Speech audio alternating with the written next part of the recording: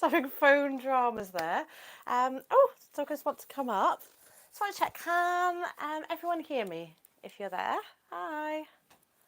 Just want to check everyone can hear the audio okay. If you could just let me know in the chat, that would be amazing. Little Poppy, come say hi. There she is. Say hi, Pop. You can say hi, Viv. Oh, we got Weaver again. Say hi, Weaver. Yeah, we're not sure. Cool. Lovely to have you here. So today I'm going to be making a blanket coat. So I've got mine cut out already. So I hope if you're sewing along as well, you've also got yours cut out. This is the first time I've done a live sew along in this kind of format. So you might have to bear with me a little bit while I kind of work out the kind of camera angles. You can probably see behind me on the screen. So I've got the screen there so I can kind of see what's going on, and I can also see the live chat there as well. So if you have any questions as we're going along, just feel free to pop them there, and I'll kind of check in there regularly just to see what's going down. Yes, Poppy, come sit my lap. Pops wants to join in. So I'm going to let them sit up before I start sewing. Go on then, Viv, you too.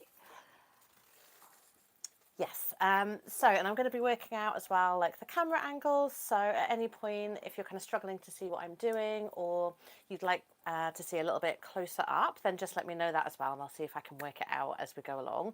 I've kind of got all this up here with the tripod, so hopefully we'll be able to capture everything. Is anyone going to be sewing along live today? Has anyone got their pieces cut out ready to go? Check. So I'm just going to wait a couple of minutes just to see if anyone else wants to join us. While that's happening, I'm just going to set up the machine in this lovely yellow thread.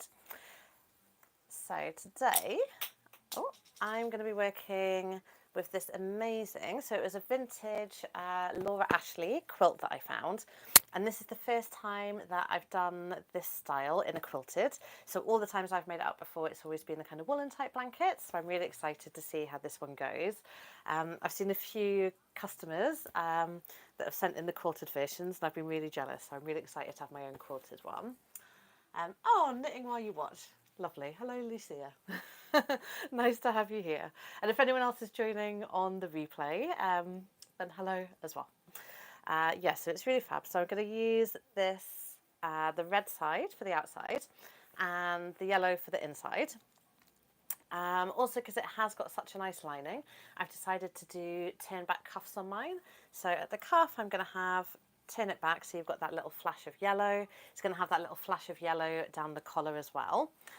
I'm actually going to use binding on mine today. So I got this really cute flowery cotton binding, which I think is such a good match for that quilt. I think that's so gorgeous.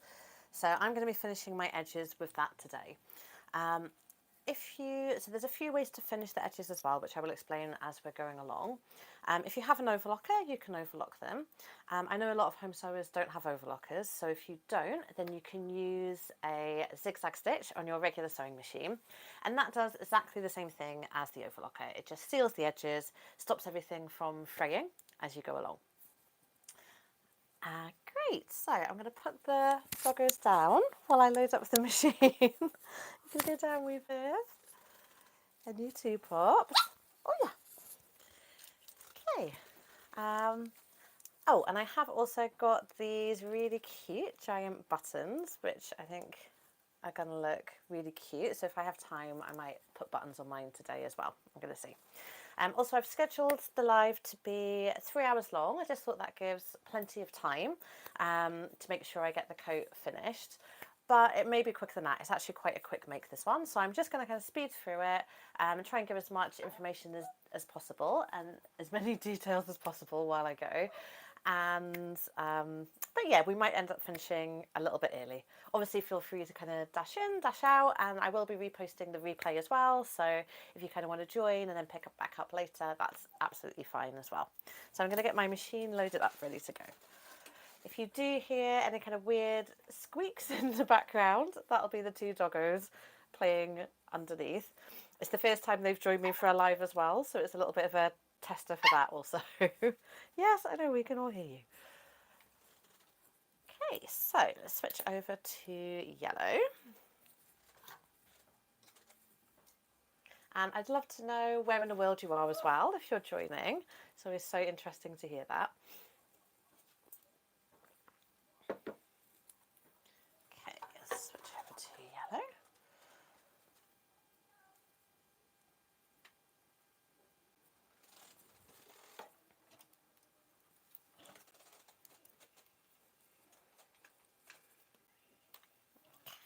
And then if you can hear any kind of other noise in the background, so my studio is actually over the top of a really lovely gym, and they're running a boxing class downstairs. So if you can hear any of those noises, that'll be what that is. Okay, let's get my machine threaded up.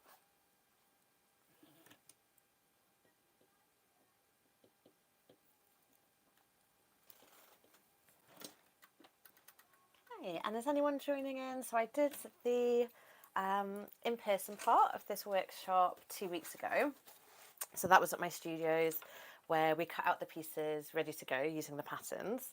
So I don't know if there's anyone joining that was at the workshop, but do say hello if you are. I know quite a few people decided to use the pre-recorded video to make it up, which is great.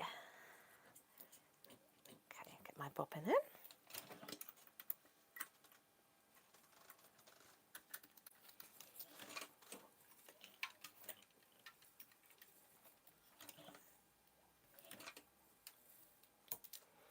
Okay, and I'm going to get to quite a big stitch, I think. I'm going to go for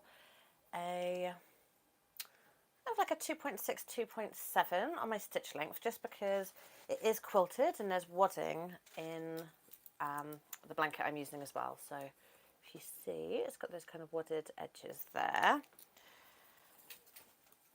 And first thing we're going to sew is the sleeves. So if you're sewing along, either live or on the replay, now's the time to get your sleeves ready. If I can just tip you down. Yeah, perfect. I'm just going to get some pins.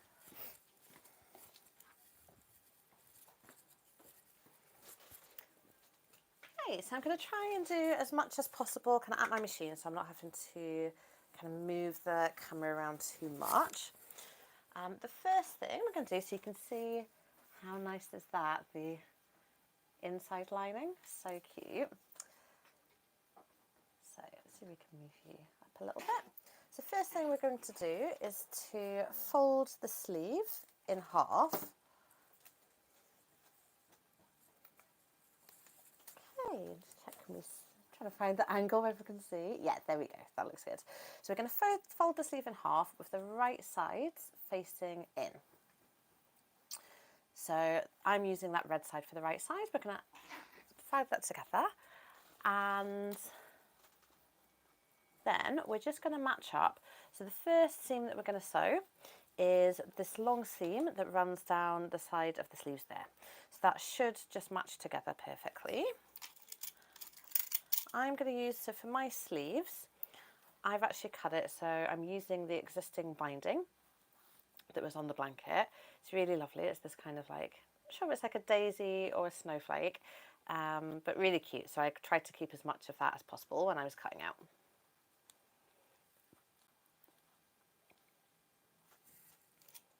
Okay, so I'm just gonna, first thing to do is pin together. When you're pinning, it's always good to have your pins at right angles to the direction you're going to sew. So I'm matching the end first. So what I mean by a right angle is we're going to be sewing down in this direction, and we want the pin to be coming in at this direction. And there's two reasons for that. So one is it makes it a lot easier to take out if you prefer to take your pins out as you're sewing. But the second reason is you can actually leave them in when you're sewing if you place them this way. If you place your pin at a vertical, so that would be in that direction, if the needle hits it, it's going to hit it in quite a few places. It's likely going to break the needle. Breaking the needle isn't the end of the world. You can just change them, but obviously it's quite annoying if that keeps on happening as you're sewing. So if we place them this way, then the needle's going to go just over the top, and it will just slide over and it won't break the needle, so it's really handy. Oh, from Connecticut, hi. What needle? Oh, so the pins that I'm using, I always get asked about these. So these are called fork pins, and I think there's a few companies that make them, but the ones I really like are made by a company called Clover, and they're actually kind of used for quilting more often, but I discovered them first when, so I'm just going to pin this along as I'm chatting. I discovered them first when I was working with velvet quite a lot, and if you've ever worked with velvet, you'll know it's it's a gorgeous fabric, but it's also a bit of a nightmare fabric to work with. And the great thing about these fork pins, so you can see, just hold it up. So it's kind of in a loop, so it's like two pins kind of held together with a loop. But basically, because you've got those two pins right next to each other, it's just much more secure than a regular pin. So they really hold everything in place, and I kind of use them most of the time now.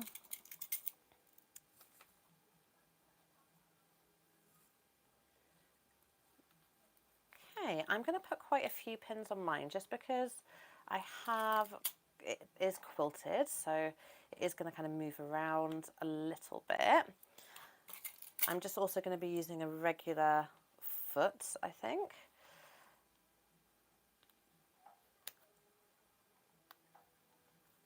But yeah, so there we can see. So I've got all the pins ready to go there.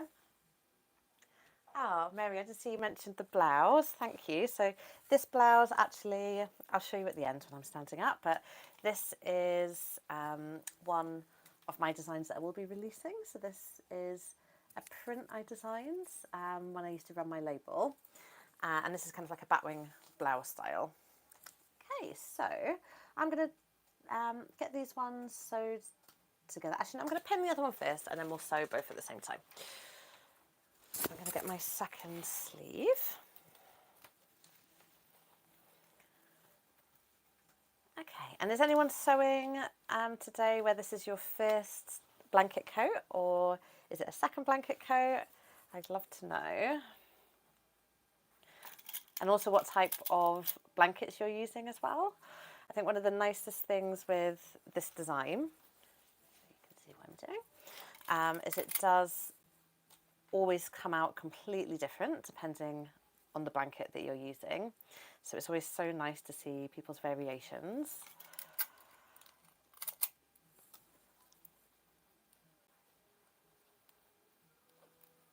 Okay, and you should find there's a notch halfway down the sleeve, so always just make sure to match your notches,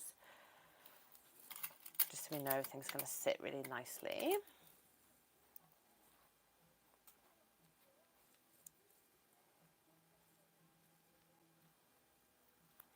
And the weather's just kind of turned in London. It's actually quite sunny today, but it's been really starting to get chilly, so I'm quite looking forward to wearing this lovely quilted coat. This is definitely going to come in handy, I think, the next few months. Okay, so that's both of my sleeves pinned. I'm going to move on to the machine now and start sewing. I'm just going to see if I can tilt here. Yeah. There we go. So what we're going to do, we're literally just going to sew down. So this seam here, it's a 1 centimetre seam allowance, and that's the seam allowance I normally use on my patterns. As I said before, I'm going to use a slightly bigger stitch length, so about 2.75. It's going to be warm, yes, I hope so. I hope so. I hate being cold. I think it's also, this was absolutely huge, this blanket, so I think it's going to be big enough to fit both the dogs inside as well, which I'm sure they'll be happy about. Okay, so just going to start off with a back stitch. Just going to move my light out the way. So you always want to make sure you start and finish your lines with a back stitch, just keep everything nice and secure.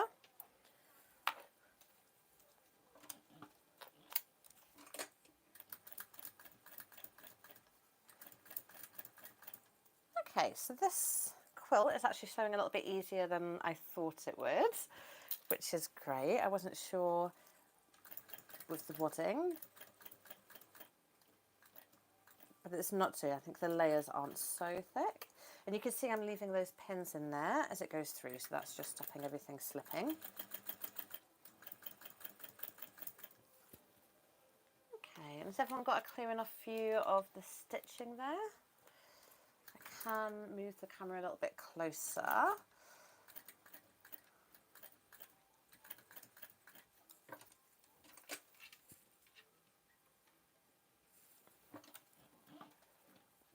Okay, and the needle I'm using on my machine today is a number 12. So it's kind of like a mid to a heavier weight needle. Just enough to kind of cope with the thickness of the layers that I've got going through it. The machine I'm working on today, so this is a Juki Industrial. So I've had this machine for years actually. I actually got it for free from a kind of factory closure. And it's a great machine. It will kind of sew through everything. I would say it's maybe not the best choice always for home sewers because it's quite a big machine. And it also only does straight stitch. And that's quite normal for industrial type machines. Okay, so first line of stitching done there.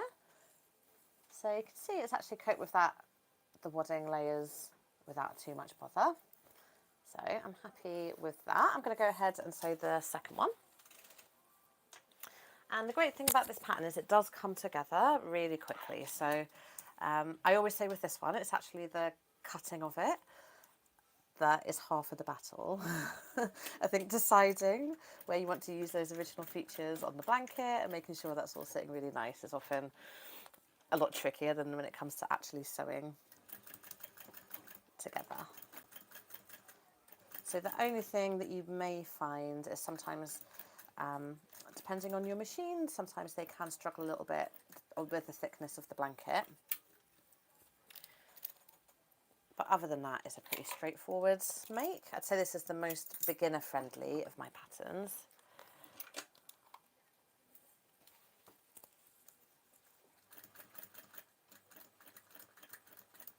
Right, and I will post the replay, so if anyone's just joining now, then you can always watch back to the beginning. I also do have of course, the pre-recorded tutorial for this, so you can also check back in with that. And that one has a lot more kind of like in-depth close-ups where you can really see the machine needle. Check for a comment there. Ah, hi Mary. So lovely to have someone new. Yeah, that fringed blanket was an amazing find. So I normally get my blankets on eBay. That one is actually from a company called Boots, which in the UK is a chemist. And so I had no idea when the period was that they made blankets. But yeah, weirdly, a lovely wool blanket made by Boots, the English chemist.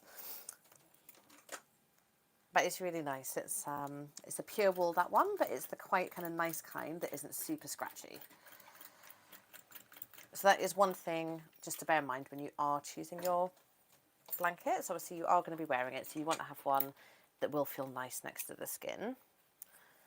Okay, so there we go. So that's our 2 lines sewn up there. I'm just going to get my binding. So as I said, there's a few options that you can have to finish your edges now. The simplest way, if you're on a domestic machine, is to use... Come on, out there. Sorry, one of my dogs is trying, the puppy is trying to eat the cables. Just get baby girl, come on, move out of the way. Here she is, the offender. We're not eating cables today, No.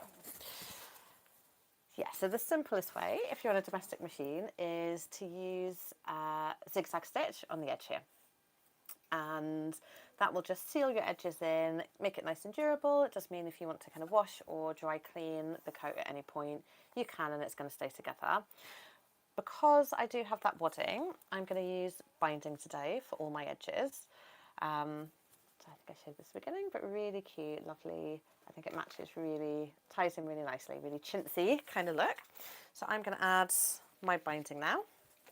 to the sleeves.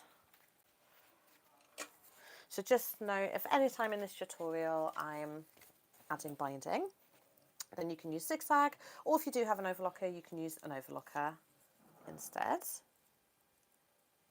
Okay, because I want to tuck it in at the edge, I'm going to sew it with like a little lip. So I've got about 1/2 inch just over the top there, and that means I can tuck it around nicely and I can hide that end really nicely there.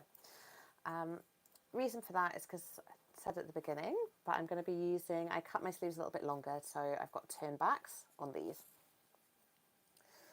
So binding, I'm just going to put on in the traditional way. So I'm just going to open it up and I'm going to just add my line of stitching down the ditch there. So binding is always a nice option for these. It does take a little bit longer, so zigzag or overlocker is definitely the quicker option. Binding can be a little bit of a faff, but it always does look so nice and polished.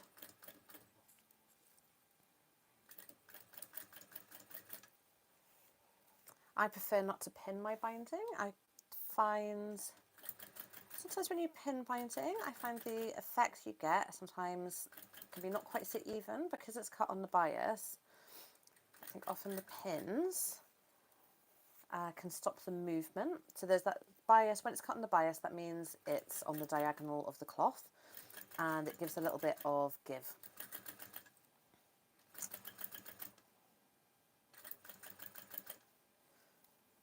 So I prefer just to do it by eye as I'm going along. So I'm just kind of opening up there.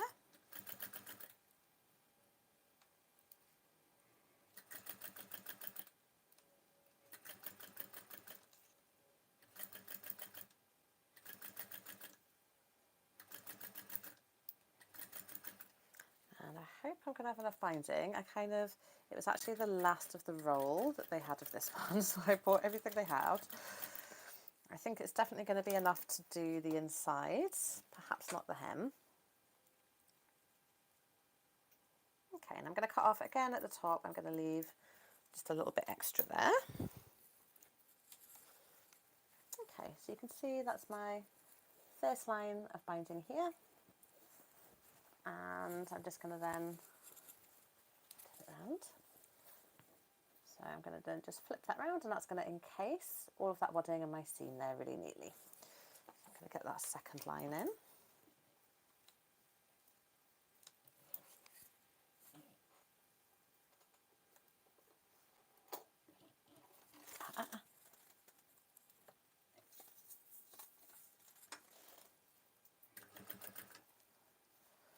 Okay, and if you are using binding, so this one is a 1-inch binding, so I would say wider is better.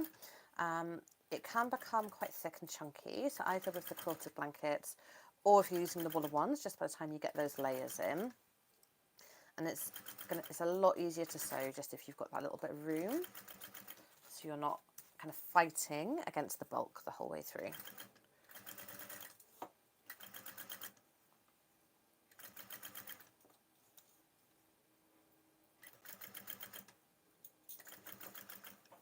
What have you got there? Take that.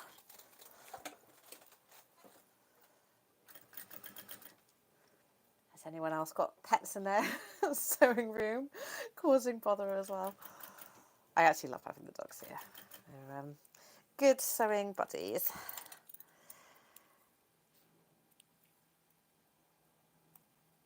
Okay, let's bring that in.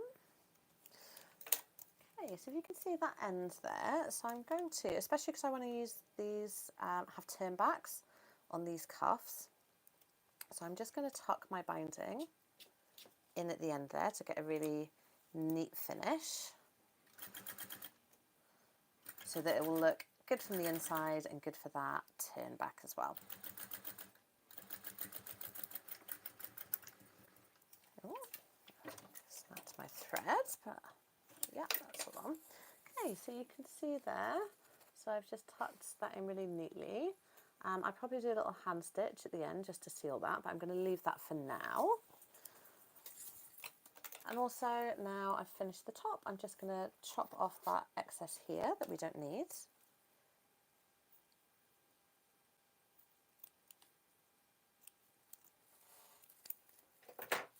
Okay, so yeah, I'm really happy with that. I think that looks great with the binding, works really well. Oh, excuse me.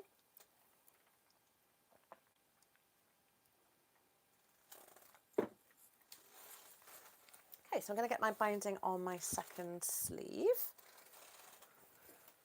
There was someone knitting earlier. What are you making today? I'm actually not a knitter myself. My mum is an amazing knitter. If you saw the dogs at the start of the stream, you might have noticed they're very cute jumpers. They were knitted by my mum.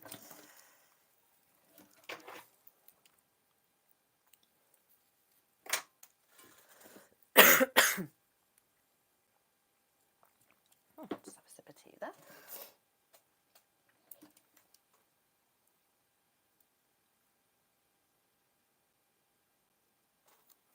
Get that thread in.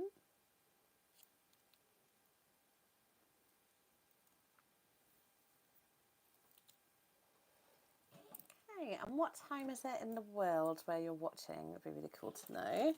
So it's afternoon here in the UK. Okay, I'm just going to run and get a little drink of water.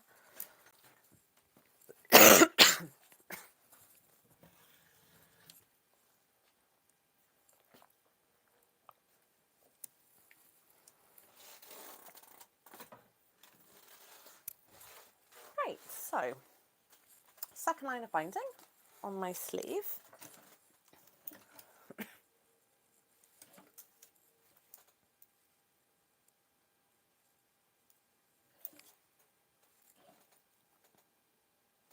Again, I'm going to leave just that little gap at the top.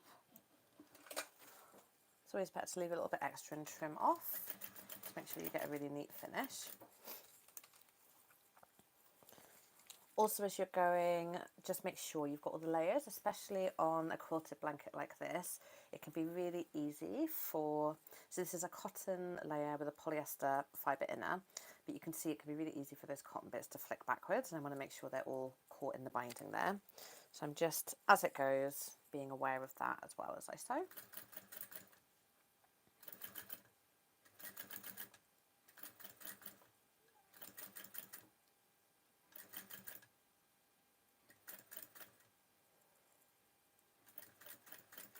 Vivian's finally stopped trying to eat the cables, so that's good. She's actually normally the better behaved of the two.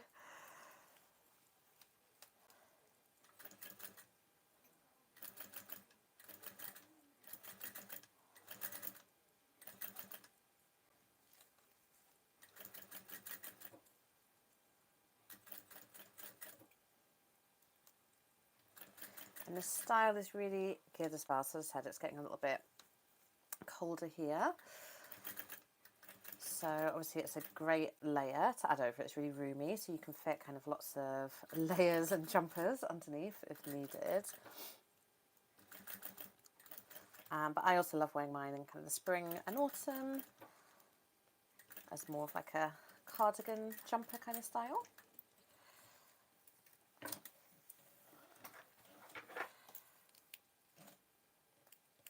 Okay.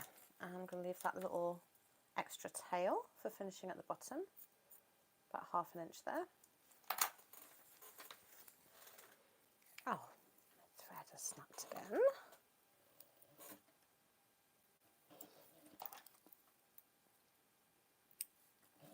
So I'm actually using a coats thread today, just because it was the colour.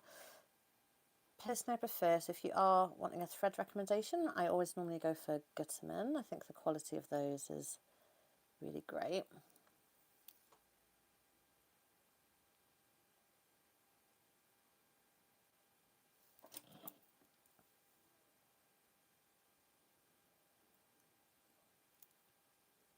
Oh, there is. There we go.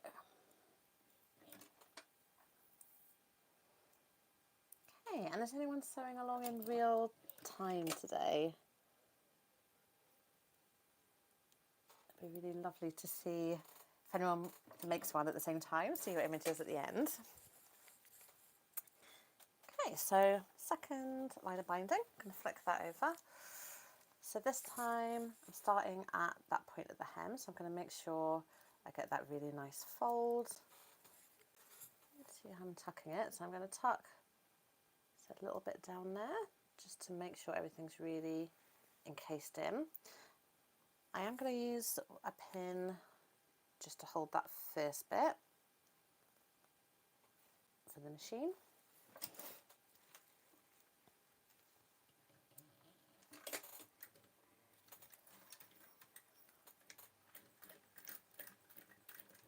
Great. And then just making sure I can really tuck in as I go there.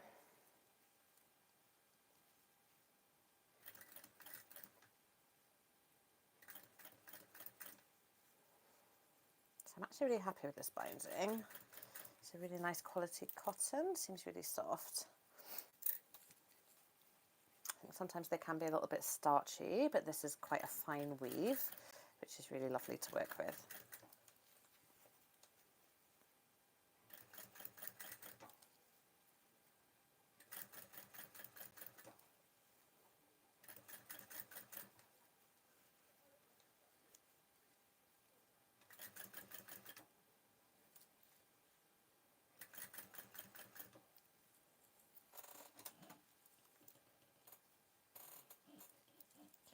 Just trying to avoid having a twist there. I think I have twisted it slightly, unfortunately. I'm going to just try and rectify that.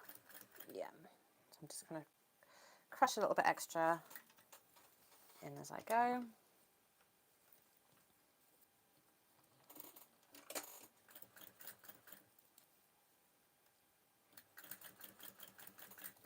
And that twist can happen, so it's when you're kind of pulling the top layer a little bit tighter than the under.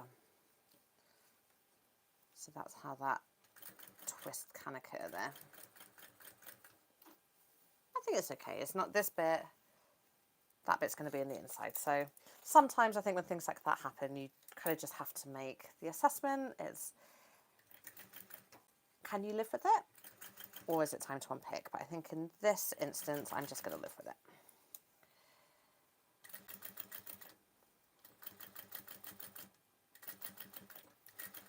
Okay. Great, so then I'm just going to chop that a little bit extra at the armhole, and you can see we're kind of encased really nicely in at the end. I'm just going to show you that twist, because also it's nice to see as well that not every time I do it, it will be perfect. Like, mistakes happen for everyone. So I'm just going to show you how that little twist there. So that occurred because I pulled, as I was sewing the second line in the binding, it's pulled a little bit too tightly. So you can see I kind of rectified it at the end there, but I'm going to just, because there's so many layers of bulk, that can be quite easy to happen. Luckily that's on a part that's going to be hidden inside, but that's something, now I've seen how easy it is to do on this cloth, I'm going to leave this one as it is, but I'm going to try and be really aware of that when I'm finishing the rest of the garment. Okay, so that's our 2 side seams. So you should now, if you're sewing along, have your sleeve should be sealed into the loop there. And the next thing we're going to do is we're going to seal up our dart at the end. Okay, so just trying to get this so you get a good angle. Yeah, so now we can see this will be a little bit tricksy here because we've got all those layers. So I just want to make sure the layers are really held firm. But what we're going to do is we're going to be sewing, sealing up that dart. So we're going to be sewing along the curve right up until the point. So you should have marked. So I've got it marked with a chalk dot there, or you can mark it with thread, but that is the end of our dart. And I'm going to sew one kind of fairly quickly, and then I'm going to explain to you the shaping. I think it'll be easier to explain it that way. So first of all, I'm just going to pin it together at the top. There's notches on the dart as well, so just make sure to match those, and those are really useful, especially on this type of quilted fabric that does move about a lot. So I can just see that all the layers have the notches matching.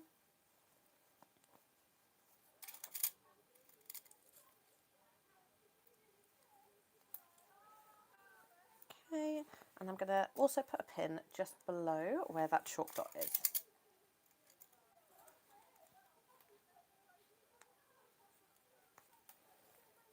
Okay, so that's pinned up, ready to go there. And I'm just going to sew along, again a 1 centimetre seam allowance, same stitch length, I'm using about 2.75, and I'm going to sew all the way down 1 centimetre seam allowance until I get to where the fabric joins, and then I'm going to roll off and sew up to the chalk dot there.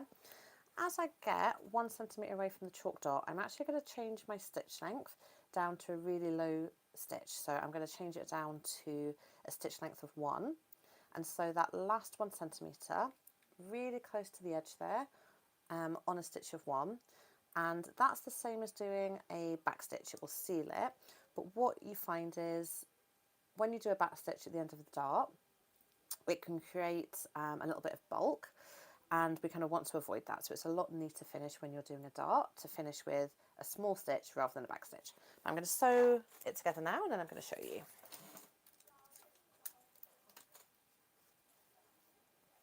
Okay, so I'm just being careful I've got all my layers there.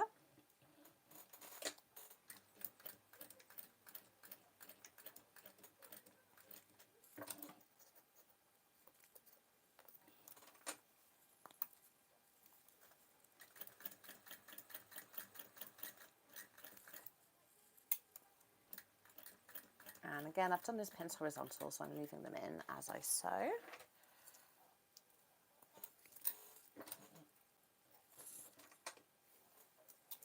And if anyone has any questions while I'm doing this, or if there's anything that is particular to your type of blanket, maybe you're not sure about the finishing, do let me know in the chat.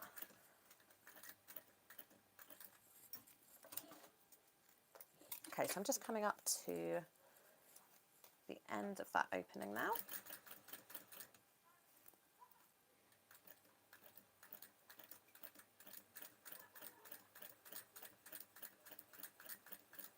Okay, and as I approach that chalk dot, so I'm sewing really right along the folds. I'm about 1 centimetre away from it now, so I'm going to change my stitch length right down to 1. And I'm going to sew right off the edge, leaving a tail. So if I bring this up to the camera there, so you can see we've got that 1 centimetre sewn along up until here. That last bit, so it's going right up to the edge. So we've got that really tiny stitch just on that last 1 centimetre and the tail hanging there. So that stops any bulk. If we open it up, we'll see it'll just give us a really smooth shape on the other side. But that small stitch will hold it together. So I'm going to whiz through and do exactly the same on my second sleeve. Making sure I'm going to change my stitch length back to 2.75 now. You always want to start at the wider end of the dart. And this is on any dart as well. So always start at the opening and come down to the point. It's a lot easier to get a nice finish that way.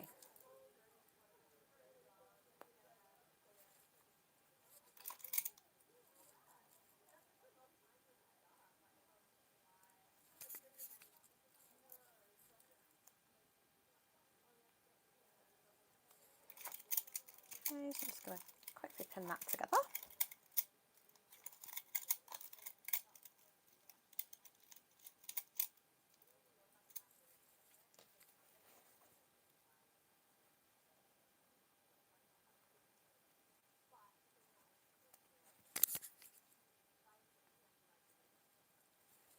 And finding that dot.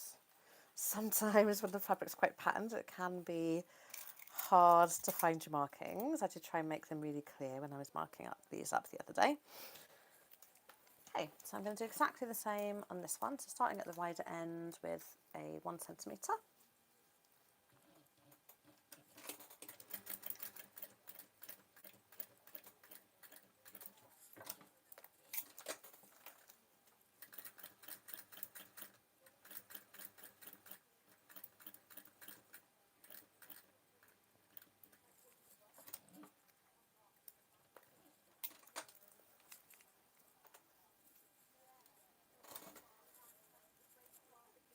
Oh, I think I've got a little bit of flick back there.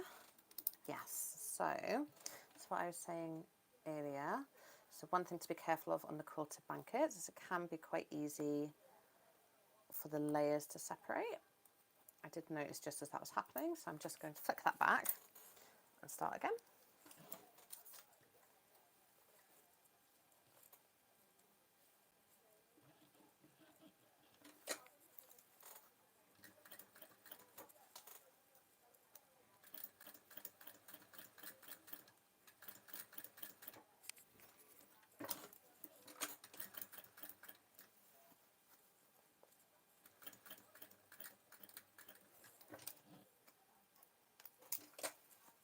Okay, and all the way down, coming to the folded part. And if you imagine when you're sewing it up, kind of what you're aiming for is for it to be a really smooth curve. So that's the most important thing. You just don't want to be meeting that point at the end at a sharp angle. That's when you get, if you ever see darts and they look a little bit pointy or they're just not quite sitting flush, it's normally the angle that you're coming off the cloth at that last part. So I'll just show you that again there. To see it's that pretty much, it's kind of for the last maybe 3/4 of an inch. I'm just really close to the edge, and then that tiny stitch at the end is leaving the tail. Okay, so I get my stitch length back up to our standard for today, which is 2.75. And for this as well, so for this part, if you're working with a woolen blanket, or even if you're working with a quilted, you can put a zigzag at the edge. So you would then zigzag along this part here. Because I'm binding, I'm going to use the binding here as well. So I'm going to have my binding coming just along that open part, finishing up where the fabric folds meets each other. So let me get the binding. I think I'm just going to tuck it in a square at the end. So same process as before. I'm just going to open that up, open out one of the folds, always leaving a little bit extra at the top.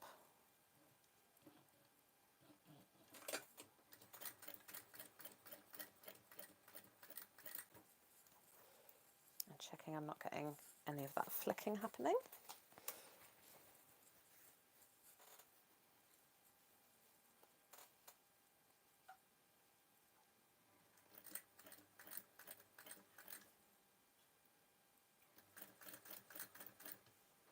Again, I'm not going to pin this. I prefer just to place it as I sew. I think you get a nicer finish that way.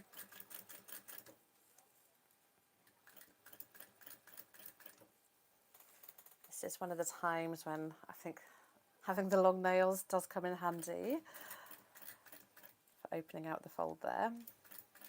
Okay, so I'm just coming up to the part where it folds. I'm going to leave quite a generous part here. How much will I go? I think I'm going to go from the fold about 3/4 of an inch.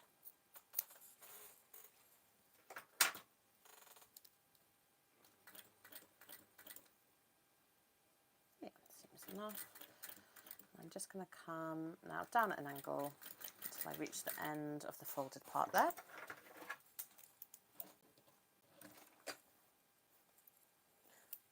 Always cut off your threads as you're going along. That is one thing I always say when I'm teaching in real life to beginner sewers. It can be tempted just to kind of keep sewing and keep going, but when you start to get, there's kind of lots of threads, that's when things can get really confusing and kind of get caught up. So always cut your threads as you're going. So you can see that first line, I've just stopped at the end where the fold meets, and I'm going to flick back and come the other way with that now.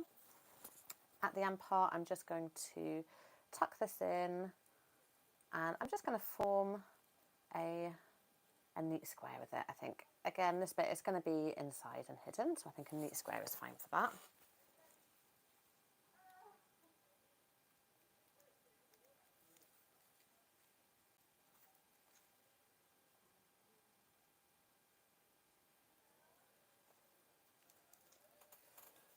Okay, just try to get everything really neatly tucked.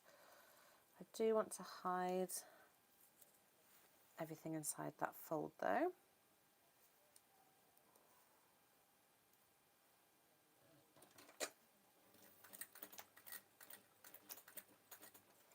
See, there's a little bit popping out. What I'm going to use now, so I always tend to have these on hand when I'm sewing. This is an orange stick.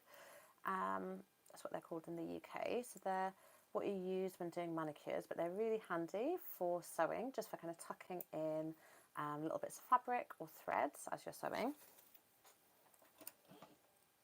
So you can just kind of get in there onto the needle. So kind of like a cocktail skewer is really good for that as well. Basically, it's the texture, I think, of the wood. It just kind of helps to grip the fabric.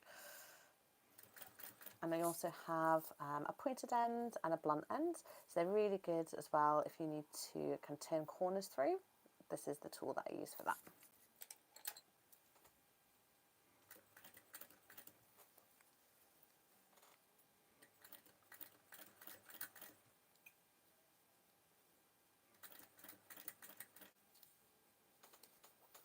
Okay, just trying to tuck everything in really neatly. Make sure I've got a nice finish without a twist on my binding.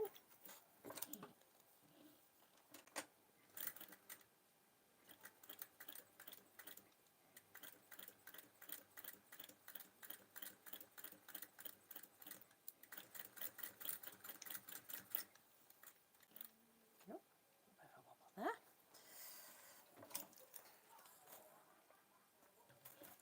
Okay, and I'm going to trim off just at the arm, at the sleeve head. So see, I've just finished it. I've just kind of gone, you can kind of tuck that round a little bit if you want to, but for this one, I think that's going to be hidden inside. I think as long as it's neat, I'm kind of happy with the finish on that. And I'm going to go ahead and do the same on my second sleeve.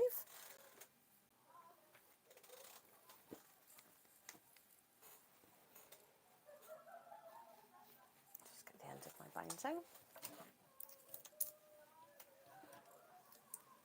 This is the first time I've done one with binding actually. Normally I use my overlocker or a zigzag stitch for the finishing.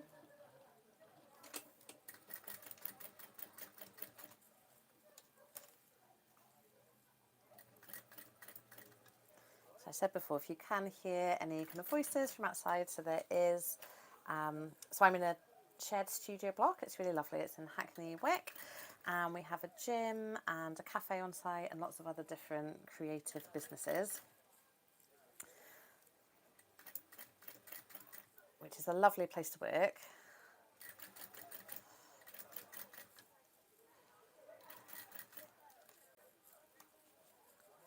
And if you came to the in-person part, that's the cafe underneath the studio here. Okay, so again, I'm going to sew just down to that fold. Oh, that through. Got a little bit of fraying on the thread, so I'm going to re-thread up.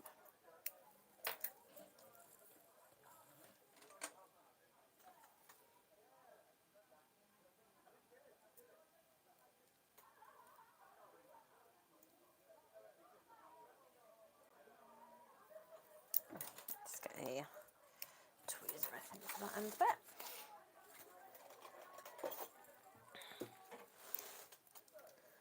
Thread is being a little bit tricksy today. Always seems to happen when you're on live.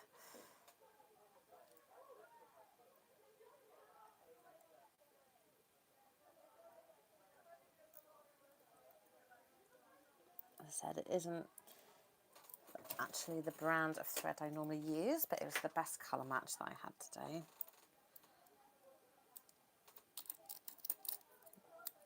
Come off my end there.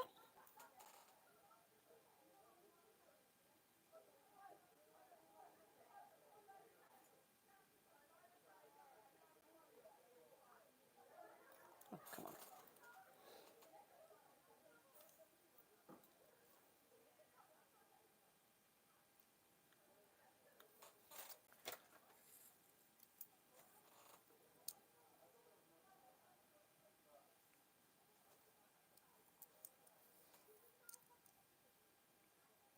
Hey, come on, thread.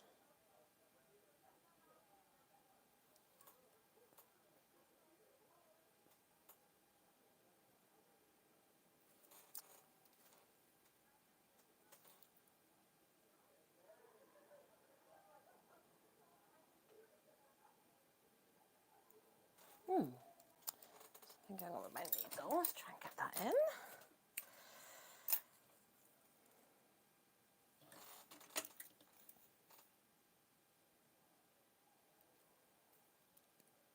Ah, there we go. Finally. Goodness me, there we go. Great, so just going to trim off my binding now, leaving that little bit extra, so I'm leaving about 3/4 of an inch.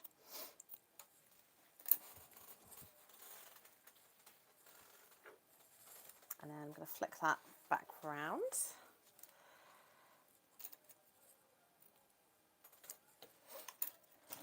And then this will be the last thing to finish the sleeves before we move on to the iron.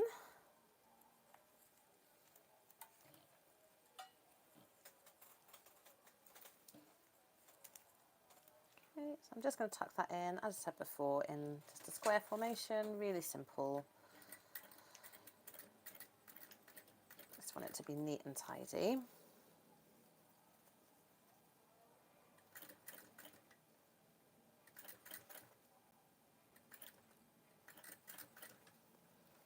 I'm trying to avoid any twists in the binding.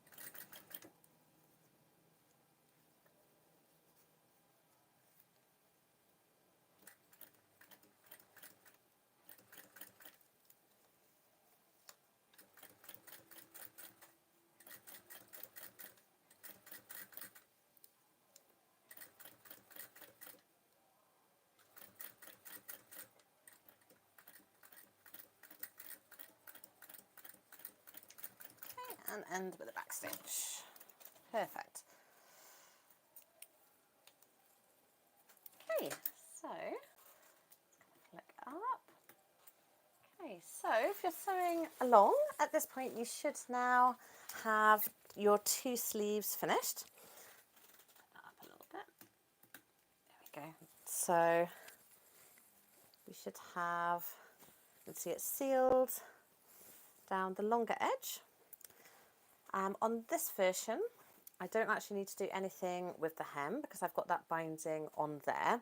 So there will be a few points in the sew along today. So if there is anything which is kind of slightly different for your blanket, if you do need to finish the edges of your hem, that would be a double turn. And I do show how to do that in the longer YouTube tutorial, which I'm going to link in, I'll link in the comments at the end. And then you'll see we've got joins at the top with our dart. So that's everything I need to do on my sleeve for the moment. I'm going to move across to the iron just to get those pressed. So it's always, you always need to make sure to iron as you're going along, even with the blankets. So bear with me while I move the camera.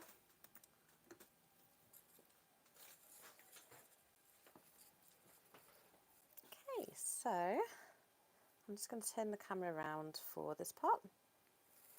So this is my ironing station. I always get asked about my iron, so I'll just show you that. So I like to use, this is not a sponsor, but I use a Pulte Vaporella. Really great iron. It sits on top of a tank, so you fill this up. It's enough water to kind of keep you sewing all day, and really powerful. It's got a great kind of sole plate. So the sole plate on this It's really similar to the industrial type of irons that you find. So yeah, personally, in my opinion, I think this is the best iron you can get for kind of under £100. As soon as you move into the kind of industrial types, they become quite expensive. You're looking at maybe kind of £300–400 at least for those. So I'm just going to bring you over the top while I iron.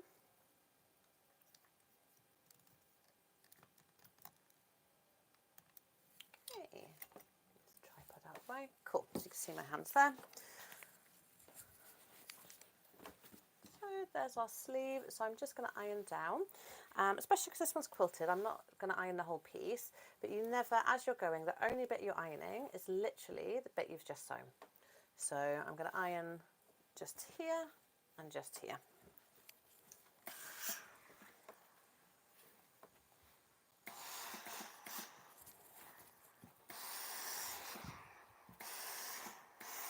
Always use plenty of steam and pressure when you're ironing.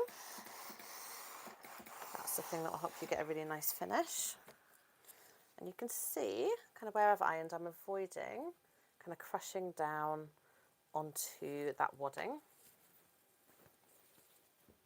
I'm then going to do the same for my dart there. Like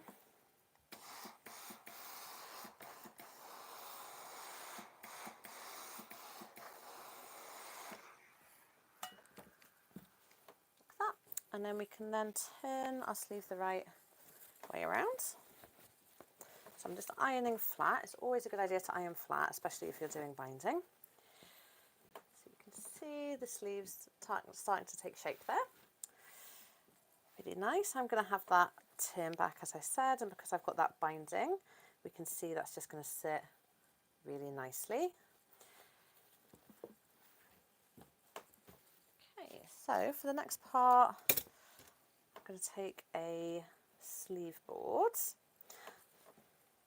So sleeve boards, if you haven't seen one before, just like this, kind of like a mini ironing board basically, but they're really good just for kind of pressing seams and getting inside sleeves. You can normally get them really cheaply just in kind of local hardware shops.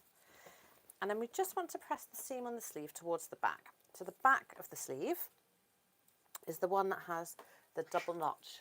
So if you look at the notches on the sleeve there, so you see I've got two notches there, that's the back. I'm going to push the seam towards the back there.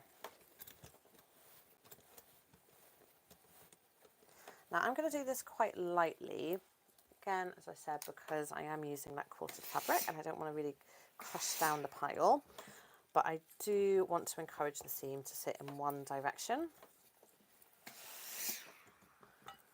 rather than kind of popping out into the arm. It's just going to make everything lie a lot flatter.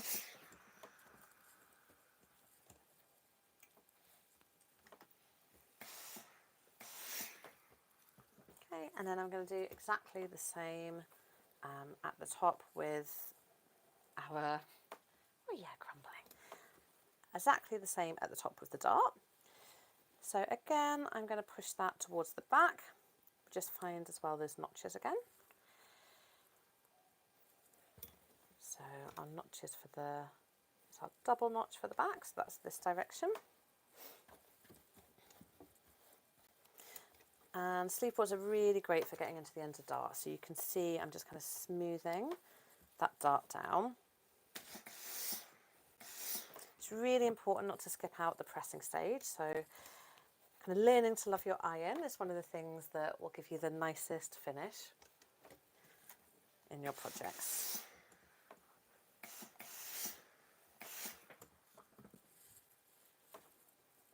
Okay, we can just see we've got starting to get a really nice shape to our sleeve there. So I'm going to whiz through and do exactly the same on my second sleeve.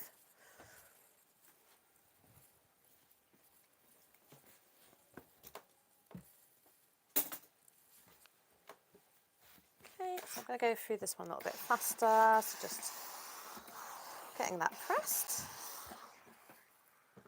Also, if you did get any twists, so you can see actually that was the binding that I did get the slight twist in.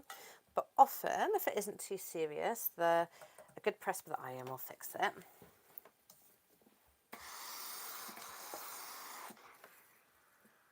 Press that there. Then we're going to turn the right way round.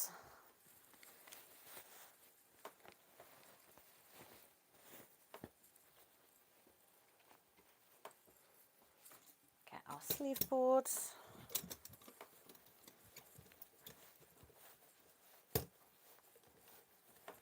Okay, and just check my notch so it'll be on the other side this time. So I've got my double notch there, so I'm going to be pushing towards this side.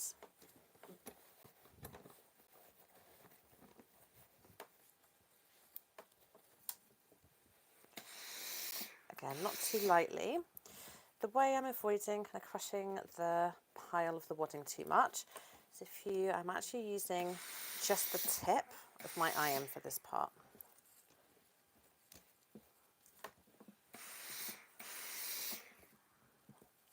So rather than putting the whole plate down onto the wadding, literally just working with that steam and a little bit of pressure from the tip.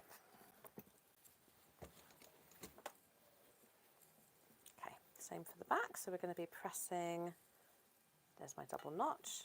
I'm going to press the seam so it's going this direction. Using the end of that sleeve board to really get into the tip of the dart there for a nice finish.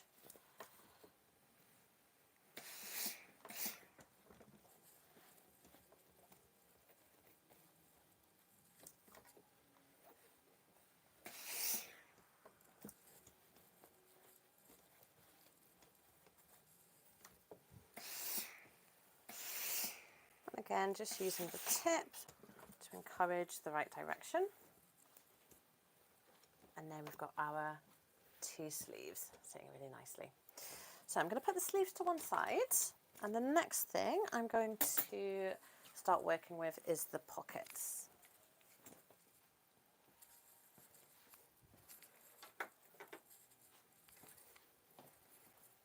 Okay, so I'm going to keep the camera angle here. I think that's quite good for you to see what I'm doing. So the pockets, in the pre-recorded tutorial, so the way I finish the pockets, you can see in this example I've got the pre-made binding, so the binding that was on the original blanket, at the top of my pocket piece there. So I'm going to keep that. I'm actually going to, so on the pre-recorded version, I sew a 1 centimetre line around here, and I then tuck that in and use that as my edge. Because I really like how the binding is sitting on this version, I'm actually going to bind the edge of this instead and use that and then place it onto my blanket flap. I'm just going to double check how that's looking.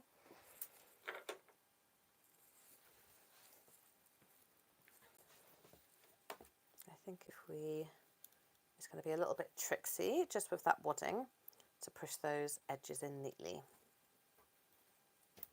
I'm just going to double check, so I'm going to get my binding and just see how that looks.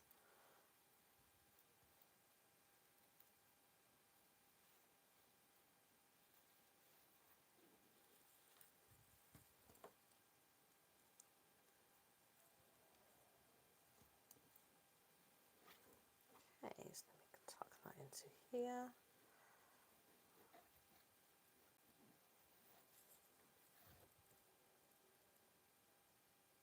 Yeah, so I think that gives a nice finish for this one. Because that is going to make it slightly, we're not going to lose that 1 centimetre. I'm actually going to cut 1 centimetre away. I'm going to do that by eye.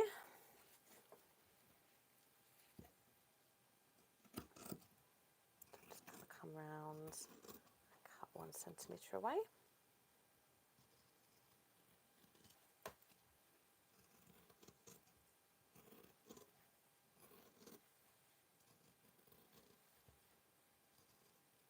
And this as well just kind of shows you like an alternate finishing that you can use on your blanket.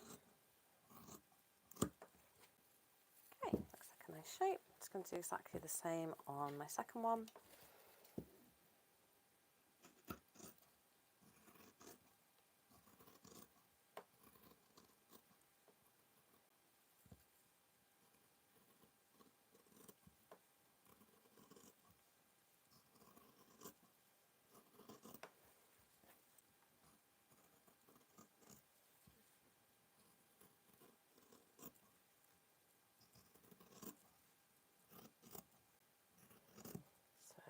losing the 1 centimetre that would be tucked in if we do it in the other version. Okay, so those are ready to have the binding placed onto them. So I'm going to move back to the machine to add my binding onto these.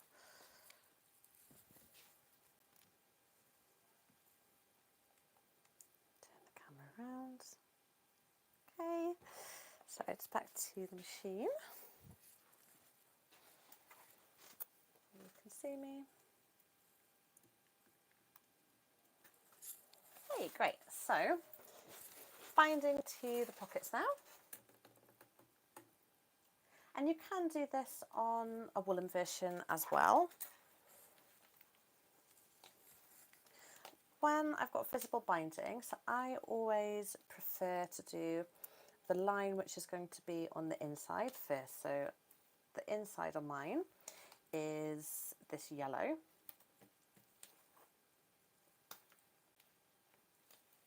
We've got there.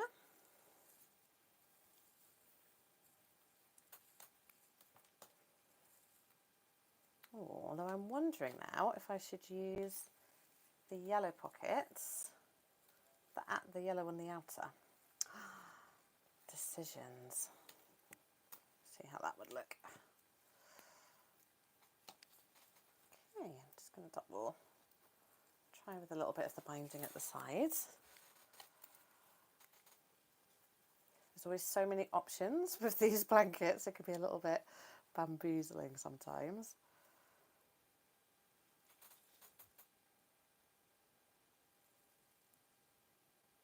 Yeah, I think I'm actually going to go for the yellow on the outside for the pockets. Snap decision.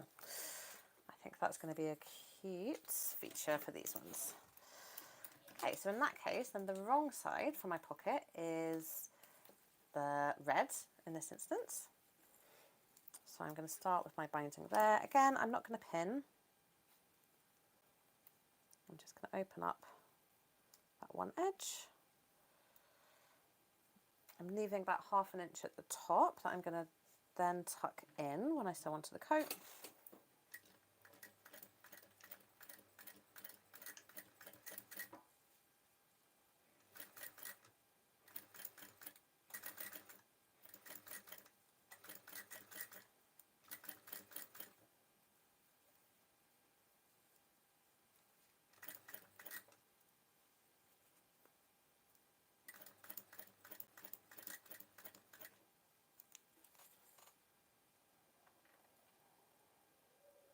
Oh, have you ever trimmed out the wadding on the seams of a quilted coat?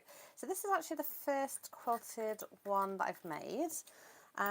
You certainly can trim the wadding out. I would say with this one, what I've noticed as I'm sewing is it's actually not particularly bulky once it's crushed down. So if you are working with something that is a lot thicker, then yes, I would definitely advise to trim that out.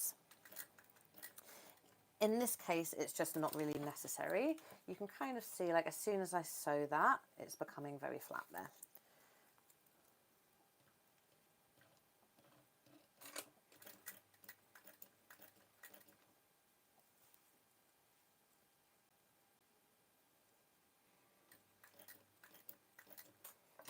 Okay, and I'm just taking my time going around those corners.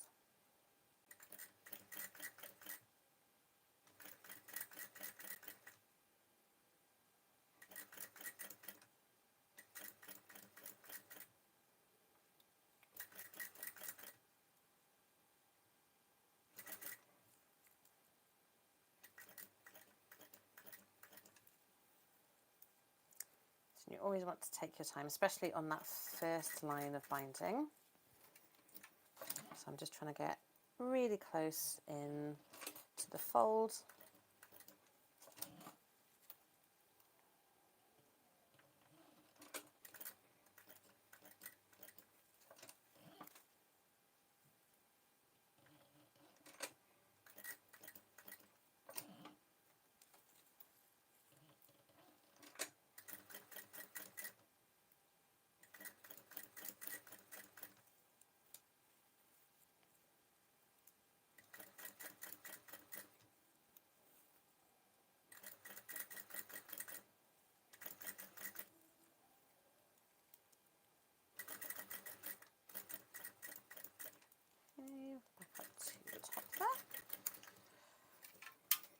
Oh, this thread today. Okay, I do not recommend coat smooth if you're sewing a quilt. I wonder if I've got a similar, no, I don't have a similar Gutterman.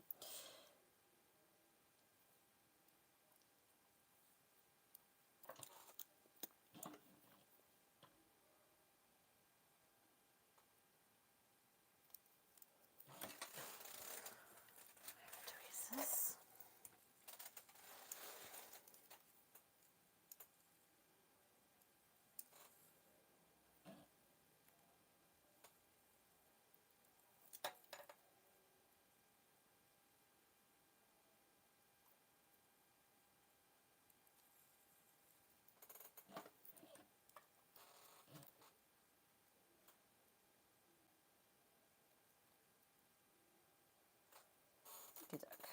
There we go. So then I'm going to cut off my bindings, again leaving about 1/2 inch at the top there. So there we go. That's my first line, and now I'm going to flick this back around. So we're coming to the outside, and then this is going to be my front of my pocket now.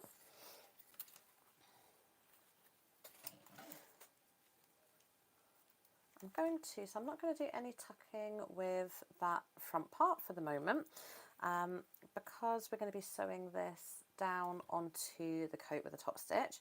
I can tuck that part at the next stage. So I'm just going to leave that raw at the top, just with plenty there to allow for finishing.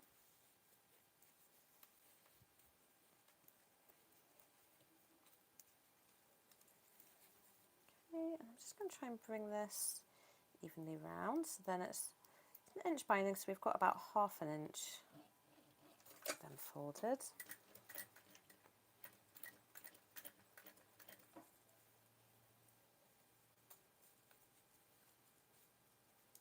I'm just trying to try and get the finish on this as even as possible.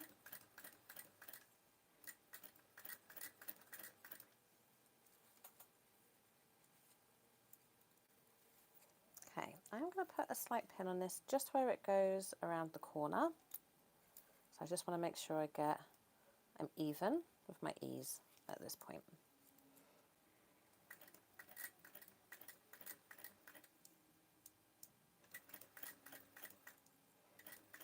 I'm just encouraging the binding to sit in a nice curve as I sew, just trying to avoid any pinches as it goes around.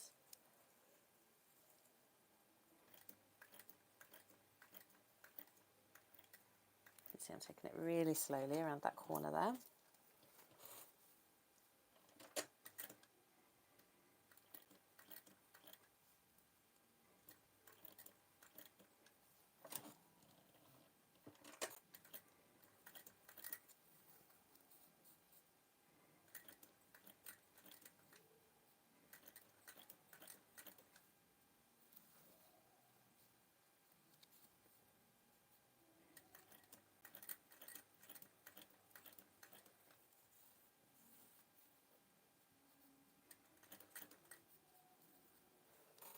Okay, again around that corner. So as I approach there, I'm just going to place a pin into the curve to just help me get a nice shape.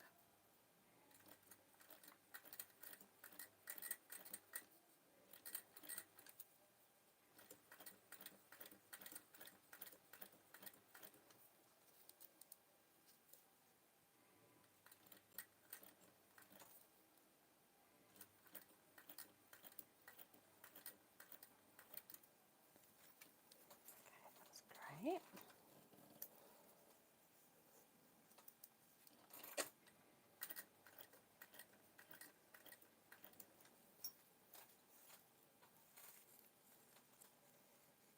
Okay, I think it's going to give real granny chic, this version, which I'm absolutely here for. Okay, you can see I'm getting a slight twist, so I'm just going to rearrange.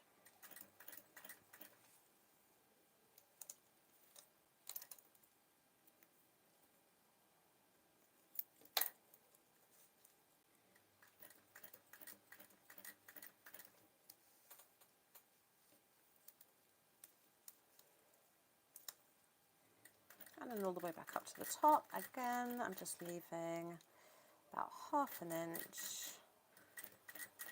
that I'm going to tuck in when I come to top stitch these onto the coat.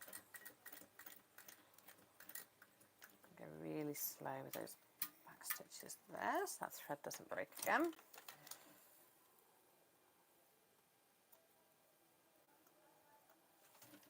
Cool. So this is now ready to go onto the coat. I'm going to give it a press before we do, and we see those little bits at the top will just flick over like that. I'm going to do exactly the same onto my other pocket piece.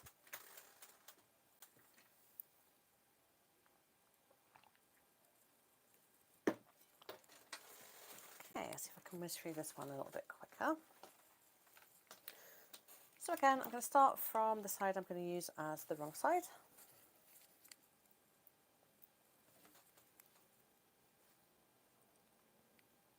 Leave about 1/2 inch at the top, and then just stitching right into the fold on the binding there.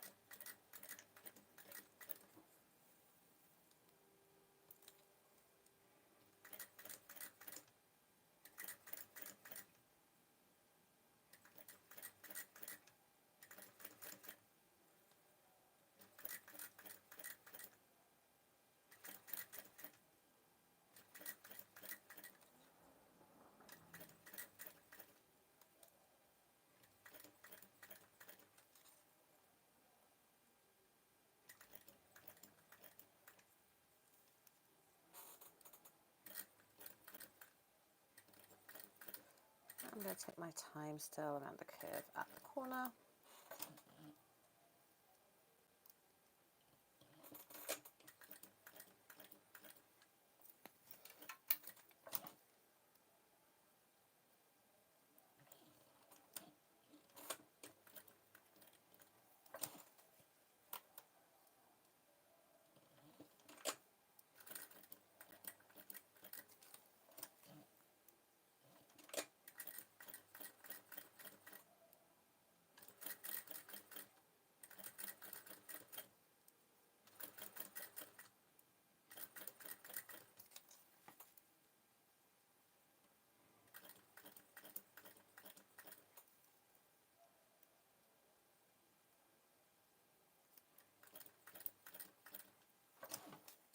Okay, reach my other corner.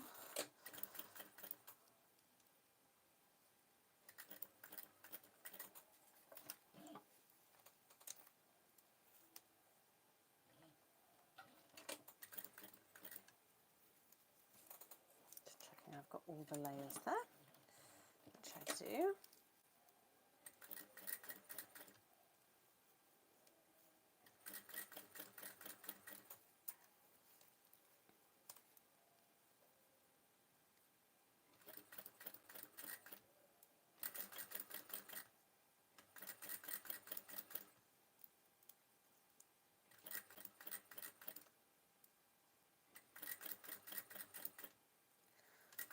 Going back up to the top.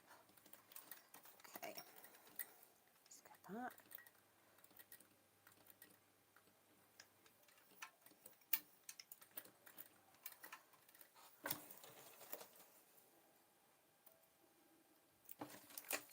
I'm going to cut, leaving that 1/2 inch. And exactly as before, just flipping around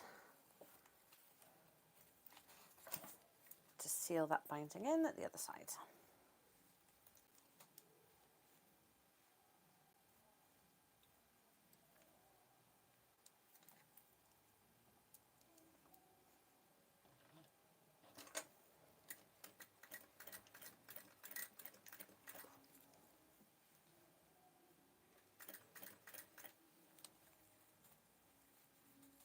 Okay, so I'm going to sew down a little bit,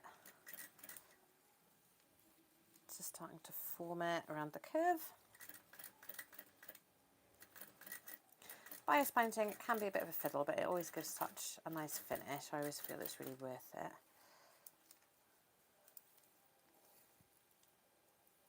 And there is something quite satisfying when it seals all those edges in so neatly.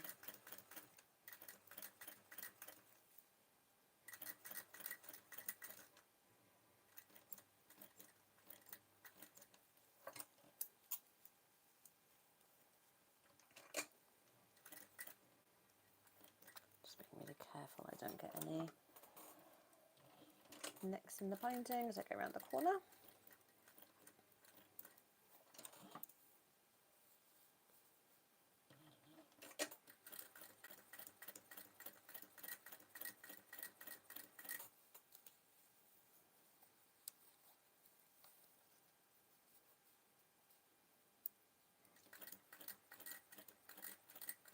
You can see I'm just holding it into position with my fingers for the most part rather than pinning.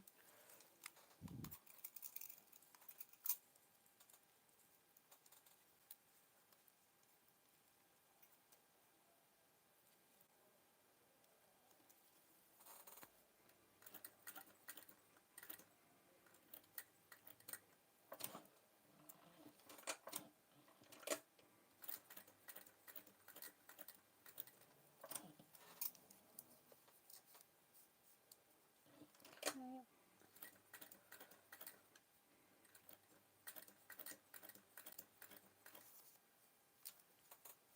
Just come gently around that curve. I always think it's better to take your time a little bit, especially when doing tricky things like that. It's always actually time saved if you don't have to unpick. Patience and sewing always go together.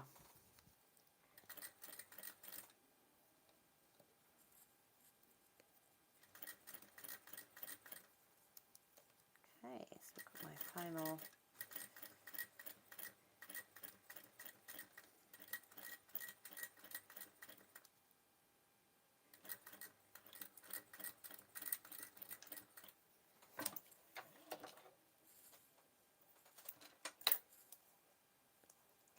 fab. So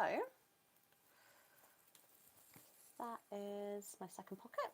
So the edge is ready to go. So I'm just going to take this over now to the iron, give this a press, and then we'll get the blanket up and we'll start thinking about the position and to get this top stitched on to our main blanket piece.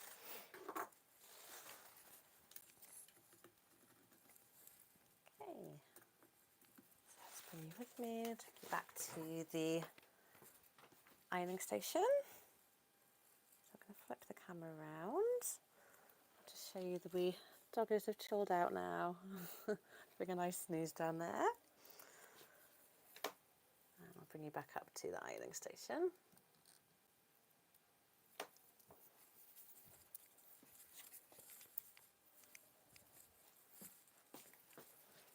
Okay, so just see my pocket there. So again, same as before, I'm not going to press the whole piece. I'm literally just pressing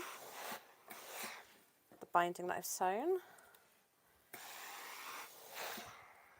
just to get it to lie nice and flat.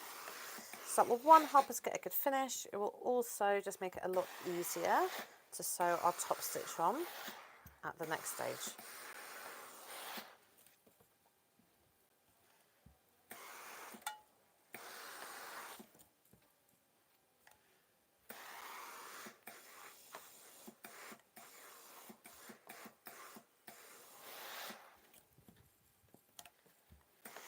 Okay, looks good to me. I'll take my second one.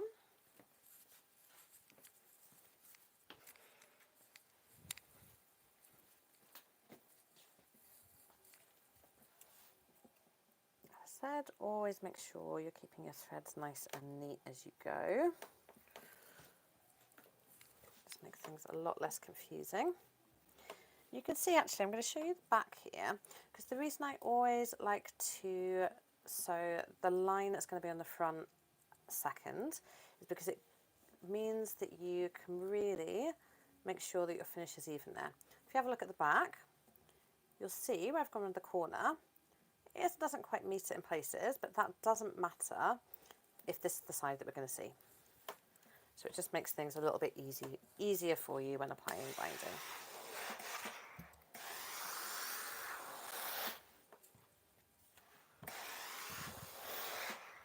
So again, I'm just getting that really nice and flat there. Hey, looks so cute. So my main blanket now. So the blanket is absolutely huge for this one. So I've cut it as big as I can. I think I'm actually going to have to cut some down off the length of this, but it does mean it's going to be a full floor length. And I'm just going to I'm going to open my blanket out and I'm going to find where the placement dots are now for the pockets. So the next stage is to sew our pockets, to top stitch our pockets on. Okay, I can see we've got one dot there.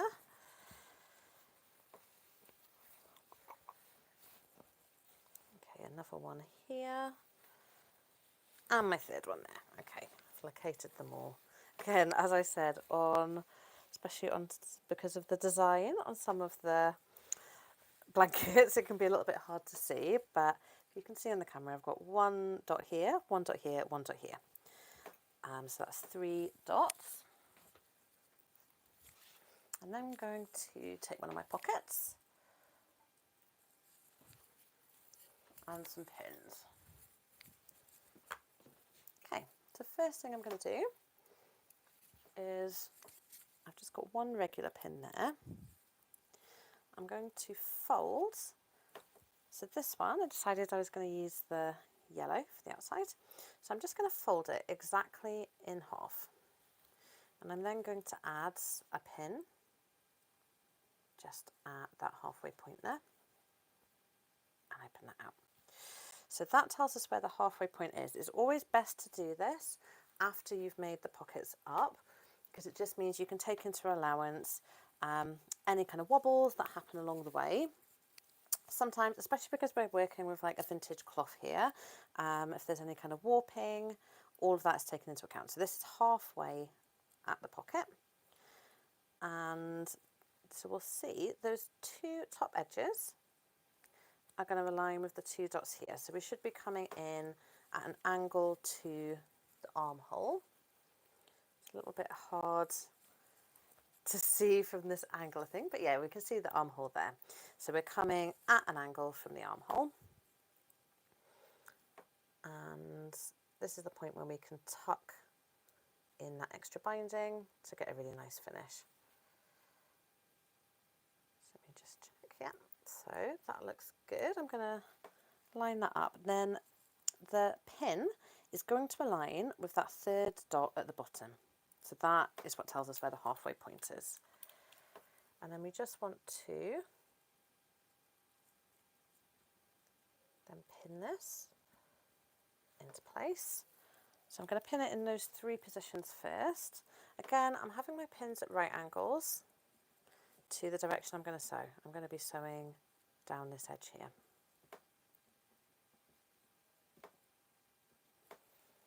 So I'm going to match up my other top point.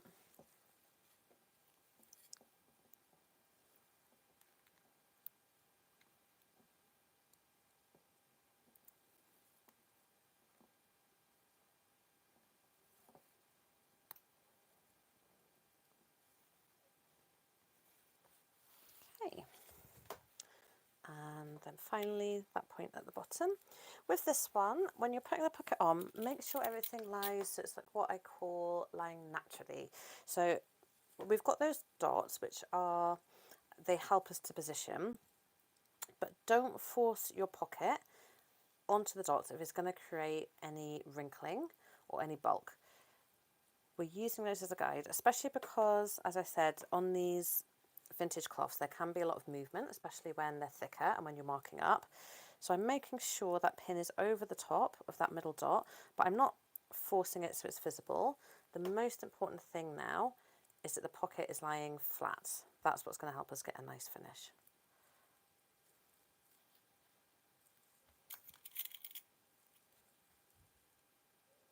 And then I'm just going to add some more pins around, one at the curve,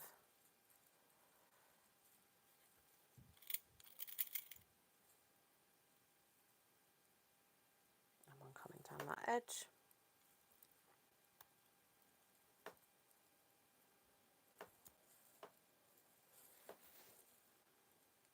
And one at the curve on the other side.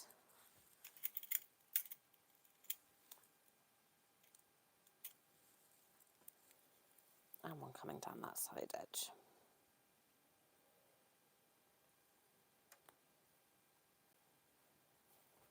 Okay, great. So this one's ready to sew. I'm going to get them both pinned and sew them both at the same time. So I'm going to just move across to the other side now. Try and locate that. Those second marks. Okay, you can see one of the chalk dots here, one chalk dot here, and a third one there. Perfect. So I'm going to be coming, I can see we've got the other armhole here. That's our other armhole. So we're going to be coming down at this angle now with our pocket.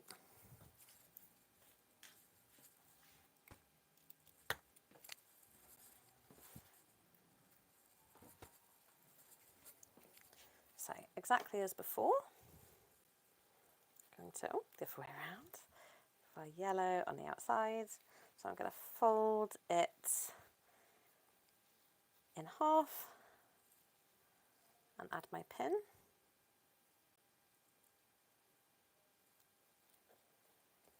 then fold out. So this is the angle we're coming this time. So coming down from the armhole that way and just getting everything roughly aligned. Great. Got a little bit more excess I think than I need, so I'm going to just trim that down on that side there. And then I'm just going to tuck those in and pin as before.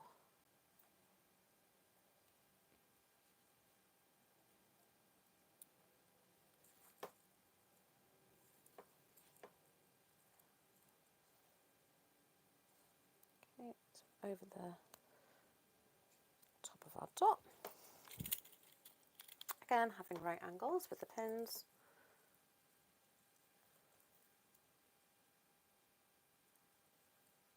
Over the top of our dot there.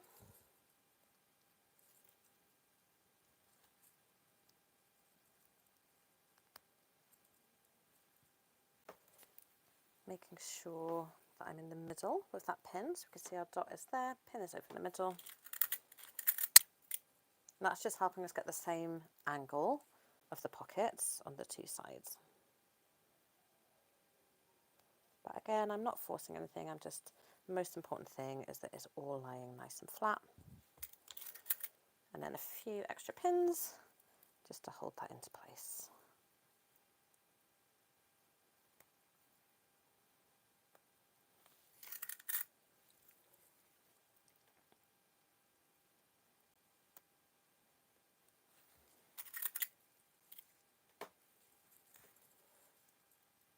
One at the curve. Oh, it's a little bit tricky going through the binding there. Move that pin down. Yeah, that's better. And one final pin coming up to the last side there.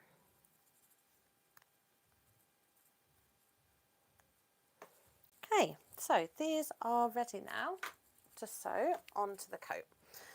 On the pre-recorded video, the way that I advise to sew it is we sew around that outer edge all the way along, we sew across, and then we come back down with a second line that's 5mm away from the first one.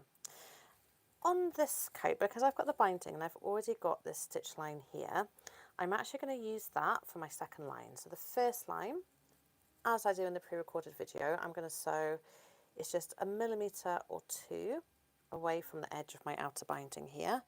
I'm going to come across and then I'm going to use that stitch line on the binding as my guide, and I'm going to sew back through the top of that because it just gives a neater finish. It's going to be, then we don't have 3 lines of stitching. That'll just look a lot nicer, I think. So back to the sewing machine now. And you're going to see how absolutely huge this blanket is. I'm going to get it over there first.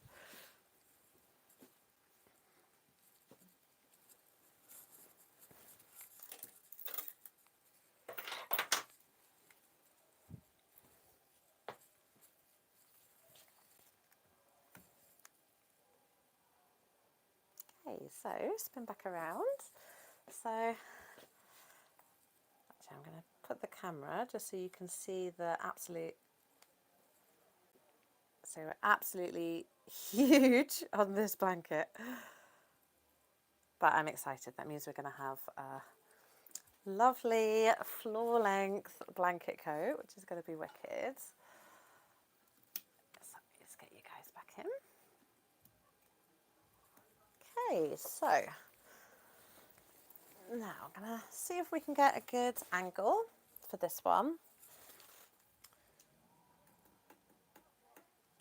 Okay, I think what we might find here, just because there's so much bulk on this blanket, I'm going to try my best. I'm going to get it under the machine and then just see if I can rearrange a little bit so you can see what I'm doing there.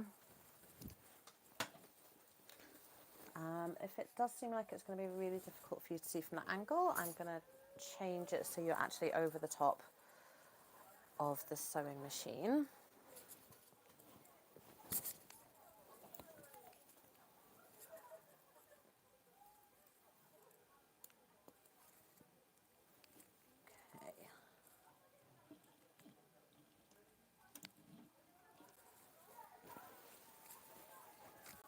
Okay, I think that doesn't look too bad actually. I'll just try and make sure that the bulk doesn't come in the way of the camera as I sew.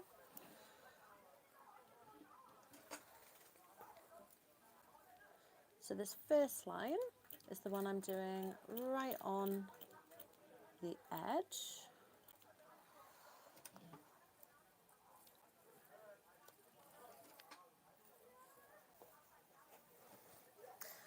And now what can be the tricky bit? So this one, it is a very simple design to sew, but probably one of the trickier parts is, especially if you have a larger blanket, it's just managing to get everything maneuvered through your machine. So really handling that bulk.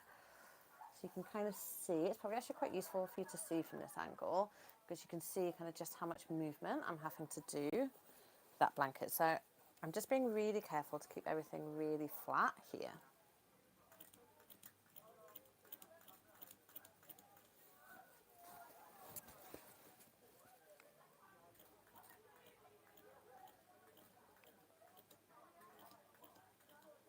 Because I've got those pins at right angles, I can leave them in while I'm sewing. Oh, I think there's some kind of party going on downstairs. So just if you can hear lots of people in the background, I do apologise. It isn't a soundproof studio.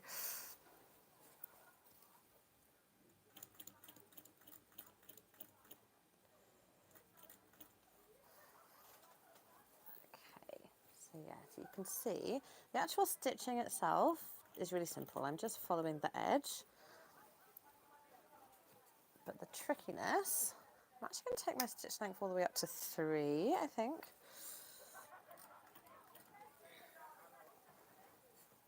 But yeah, the trickiness is just making sure that everything stays flat and manoeuvring this absolute beast of a blanket.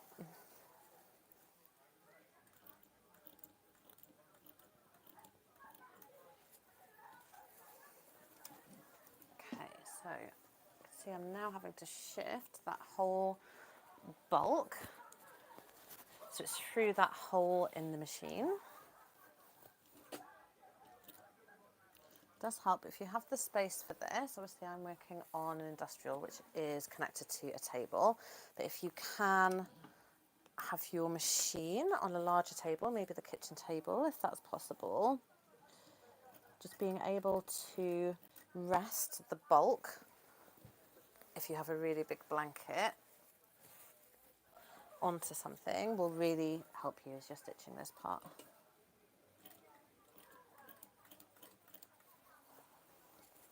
So you can see it's really every few stitches that I'm manoeuvring that bulk around.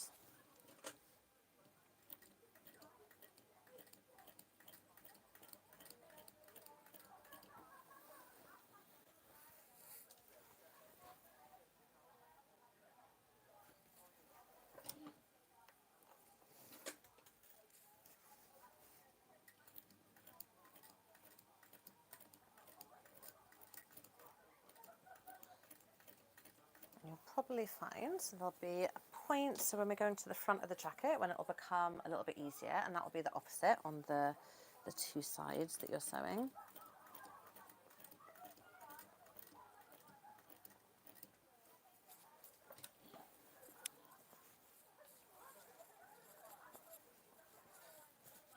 Okay, being really careful all the time that I am not trapping any of the rest of the blanket underneath the pocket as I sew.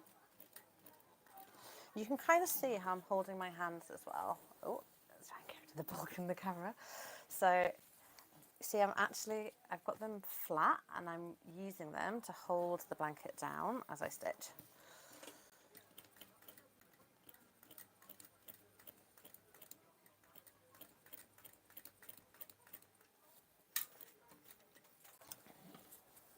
Okay, and the first line is the trickier one. When you come to do the second line, your pocket will already be held nicely in place.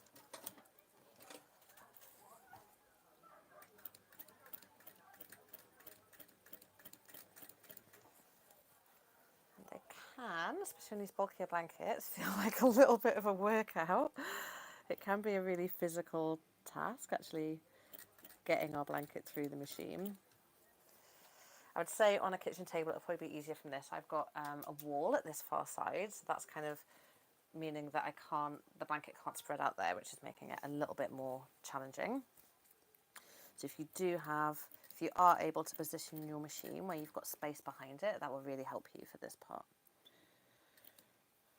Okay, I'm just going to, so for that last bit, I just want to make sure I'm tucked in. I'm going to use my orange stick again. My orange stick there. Just to make sure I'm really tucked in at the side there. Okay, now I'm coming up to the top now of the pocket. Can you see? Yeah, so I'm coming up to the top of the pocket. I'm now going to turn at a right angle here and come back down the other side. So I'm going to do that second line of stitching, and that's the one that's going to be over the top of that line of stitching that we already have on the binding. Okay, I think this is the bit it may become a little bit tricky. What I'm actually going to do, I think because there's so much bulk on this blanket, I think coming around this side, it's going to be very hard for you to see. So I'm going to try and change the angle. Okay, so I'm going to direct you down.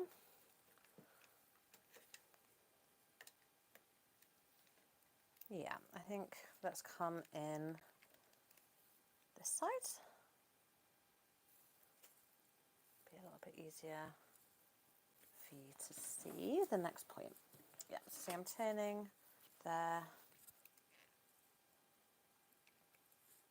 Yeah, just adjust that slightly. That looks good. Okay, so I'm going to come at a right angle across the top up until I get to the point on that binding on the stitching. And then, so if this is going slowly, you can probably hear, so it's all that bulk of the blanket that's going through.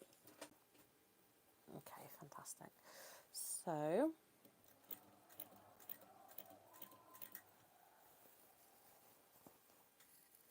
this part, because it's held in place, I don't need to worry quite so much about kind of everything being totally flat on each side, as long as it's flat on either side of the foot. And I'm just really trying to hit that line of stitching.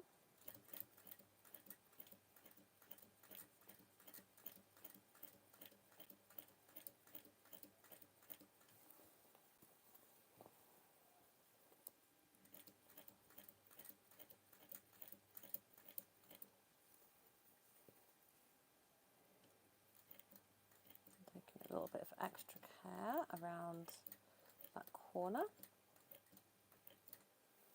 If you need to, always do just stop and adjust.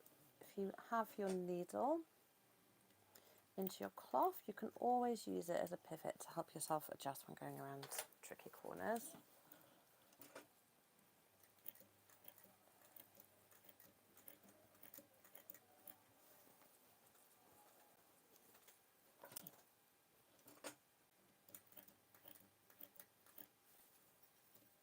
See, I'm getting a slight bit of a twist. I'm just going to make sure everything's going really nice and flat again.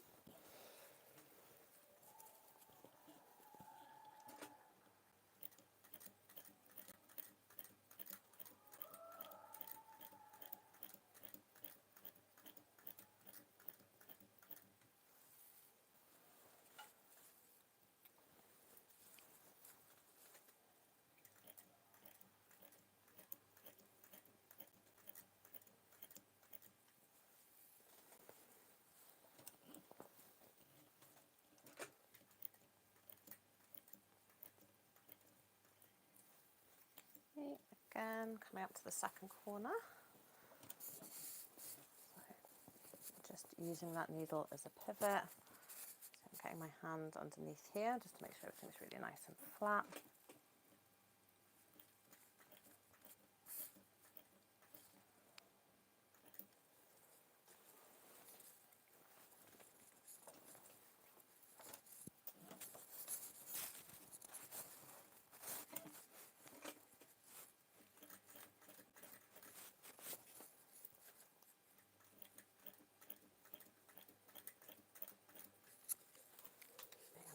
Quieter here to make sure I really hit those stitches. Coming out to the other side.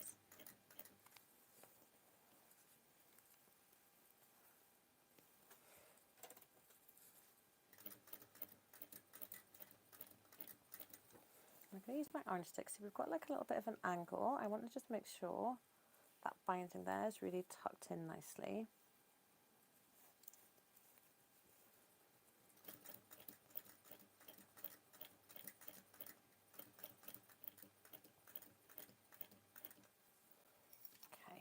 And then finally, so I've got to the end of the pocket. I'm going to spin around and just sew across that last bit right at the top.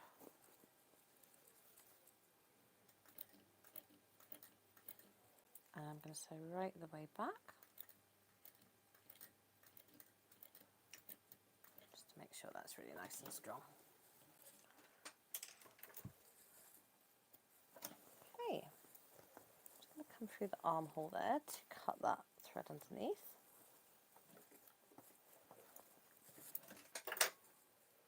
Okay, and I'm going to move you back to the other position. Okay, so we're getting there. One pocket on. I'll show you that one. Okay, so that is our first pocket. I'm going to try and whiz through the other one a little bit quicker. Just bring you back down so you can see that there. Yeah. Cool, I'm really happy with how that's looking now. Okay, so to the other side of our blanket.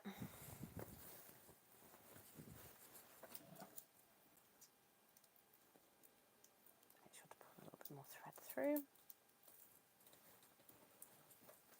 And I'm just going to repeat that exact process now onto the other side.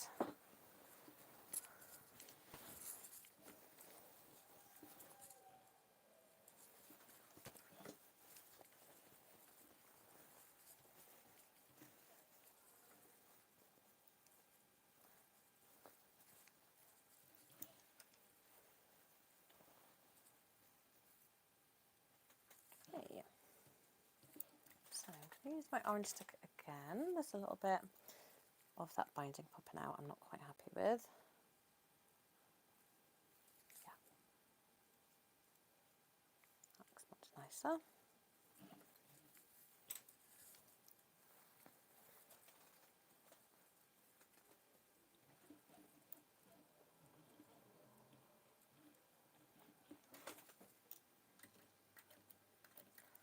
start with a back stitch, just doing a little one to keep it nice and neat. And then just like before, I'm going to just be trying to hit that binding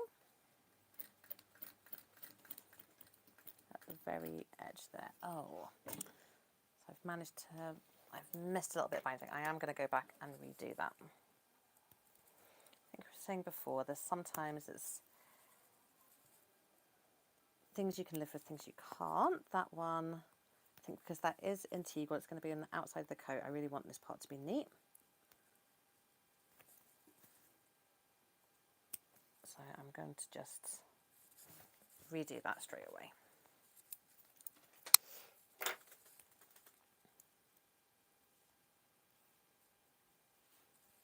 Okay, making sure that's just sitting nice and flush. Always make sure your thread is going behind the foot. That will stop you getting that kind of nasty knot at the beginning when you're stitching.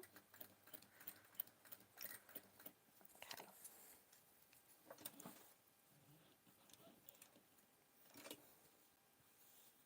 Now I'm going to really take care here on the part way. So we've got a little bit of bulk, which is, yeah, cool. So we've moved past that little point of bulk now.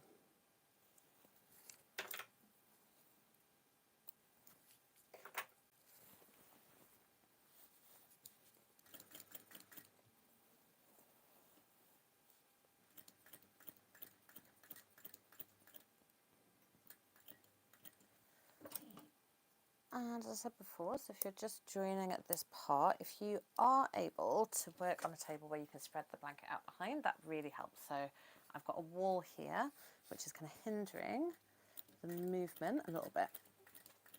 But sometimes you just have to work with the space you're in.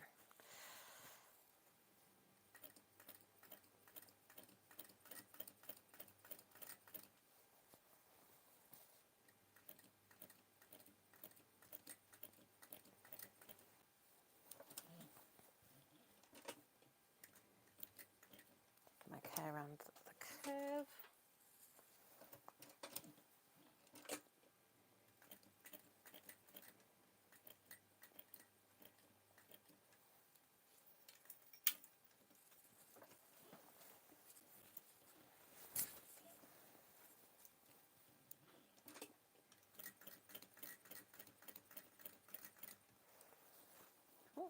And pretty hard for you to see this bit because there's so much bulk of the blanket, so I'm going to bring you back to the sewing machine again.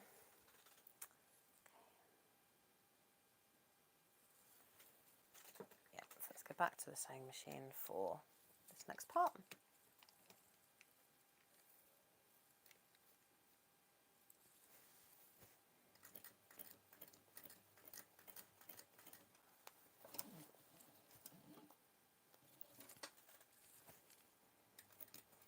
So you see I'm stitching, it's really just a millimetre or two.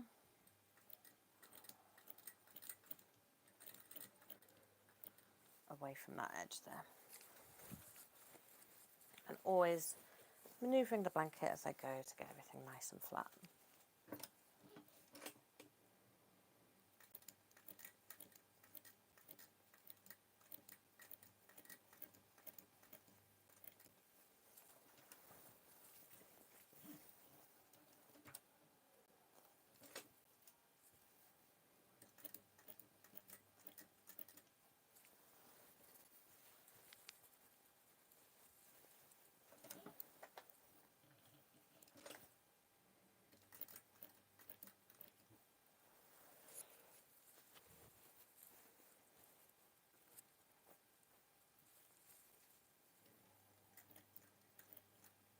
Find it slightly nerve-wracking going around the corners. I think this is the part where my perfectionism will start to come through.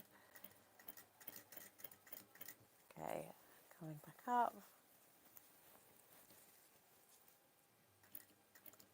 I feel like I've had my workout today with this blanket.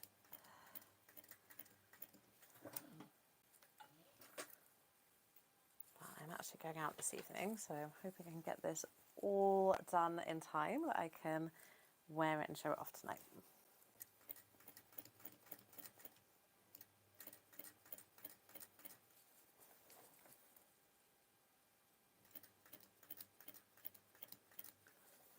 Okay, all the way back around.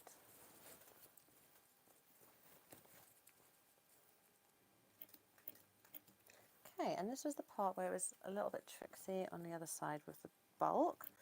I missed it, so I always find as well, if there is a point when you go off, if you start again, that's just always the point then to be aware, because it's likely the same thing will happen again. So it's like you then kind of know where the stress point is.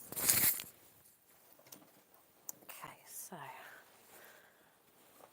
can't see this bit, but I'm now just, because we're going to have to go across the top of that pocket, I'm just manoeuvring. Before I do that, I'm getting all the blanket in a good position. Yeah, looks good. I'm just going to make sure underneath that's all really nicely tucked there. I'm going to use the orange stick again. Yeah, make sure we don't want any little flyaways.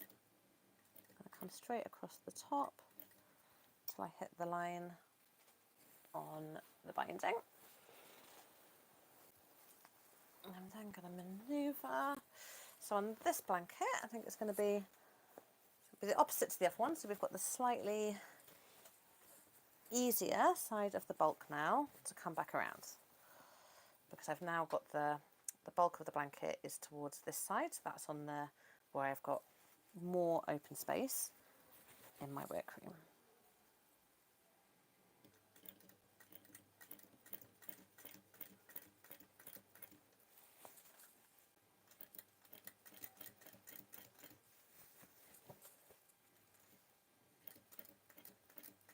Okay, so now I've kind of done the hard work. I'm just now following those lines of stitching on the binding.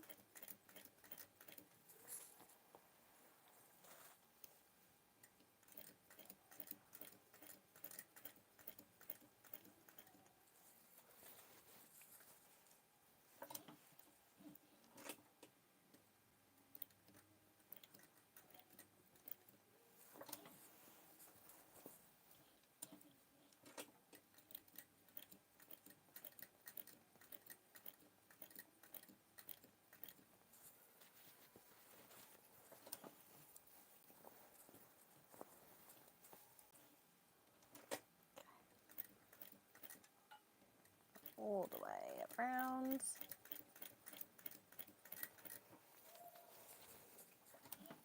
making sure I'm not getting any twists there.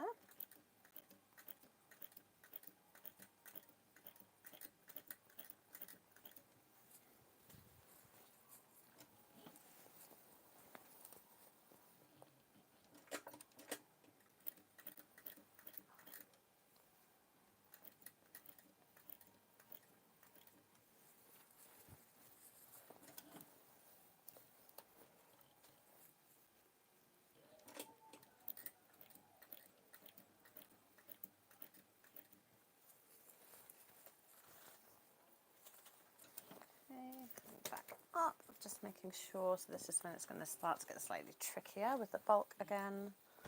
So I just want to make sure I'm not twisting my pocket.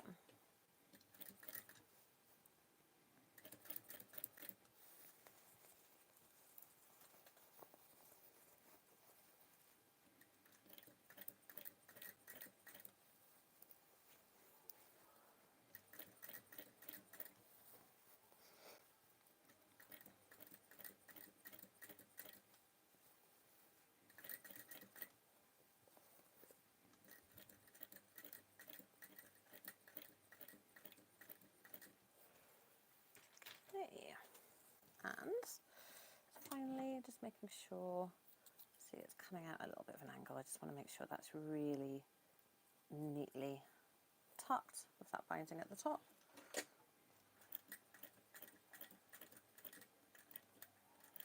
All the way to the end. And my last line of stitching for the pockets is just across that first top. And we're going to go all the way back. Oh, and forward.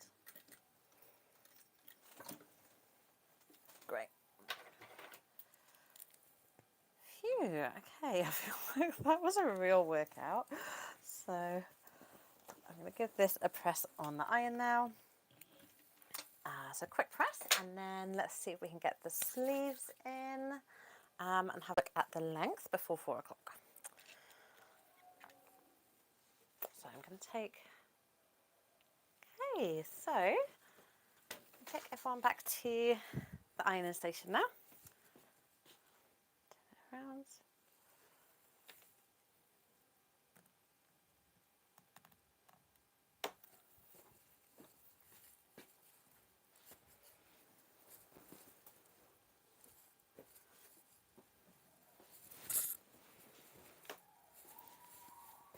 Okay.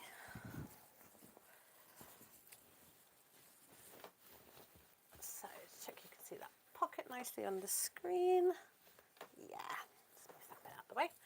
Cool, so you can see how nice it looks out. So I feel like that was a bit of a mammoth task getting those through, I'm not going to lie, with the binding and the quilting, but I'm really happy with how they're looking. So again, as I did before, so trying not to crush down the pile on the quilting too much, but I am just going to do a light press around the binding only, using just the tip of my iron with any threads, just to get everything to be sitting really nicely. Cool. I actually love the kind of contrast as well when you do add that little bit of steam and it's kind of flattening down the binding, but kind of really making it pronounced with like the quilted part against it. But that looks so cute, I think. Super happy with that. So I'm going to press the other one. Oh, sorry, that's the dog cage.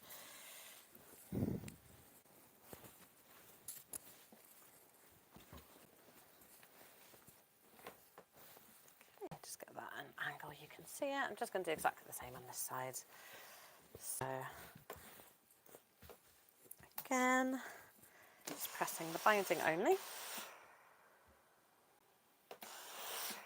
Oh, I actually sewed it slightly better the second time as well. I think I could see I've gone a little bit wobbly there, but it's fine. It's not terrible, not so bad. I'm going to unpick. I'm going to live with it. I was obviously getting used to the technique a little bit more with the second go.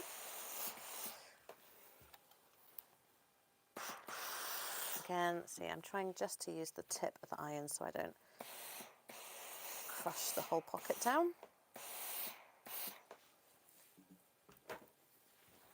Yeah, looks great. Really nice. So, armholes now. I think I'm going to stay here to show you how to get those in. So, armholes on this design, so they're quite large. It's got really, that kind of allows you to add like plenty of jumpers underneath it if you need to. This can be a real it's really good cold weather garment. Okay, so I've got one armhole here. This is my left side armhole, so you can see I've got at the top there, that's going to be our collar that folds down and angling towards the left hand side pocket. So I'm going to find my left hand side sleeve. Okay, so the way to find that is so we can check. So I always put, and this is kind of common for most sewing patterns, but I always put one notch on the front and a double notch in the back. So that tells you where the front and the back is. And that corresponds to the same on the armhole. So we've got one notch there and two there. So that is going to come and fit into that armhole there. I always prefer to pin my armholes from the outside, so it's good to kind of place them like this so you make sure that your sleeve is in the right position.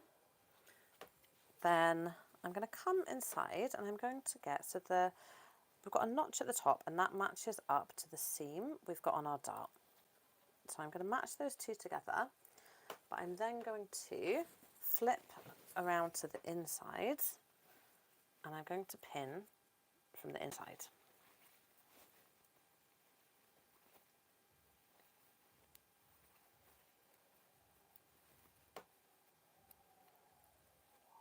Okay, so I'm just making sure that seam is matching to the notch. My pins.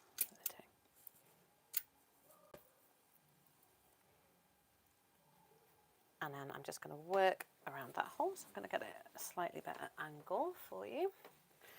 So you can see that armhole, so the top of the sleeve just sitting nicely into the armhole there.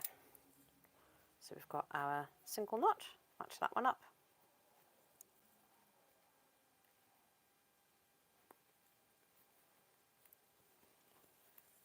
And I'm actually going to add a few more pins on this. It's kind of up to you, and kind of often I'll only put the pins at the notches, but because this one is quilted and there is that little bit more bulk to it, I am going to add a few more pins in this instance.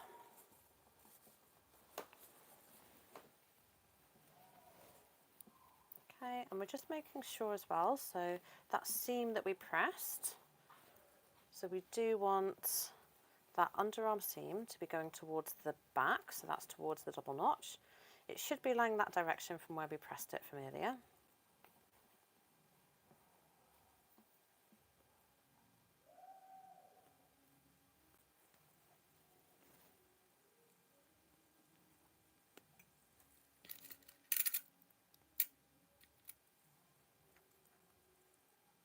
Add another notch there. Okay, then coming up around the other side. So I'm just trying to make sure everything, so those seams, all my edges are matching.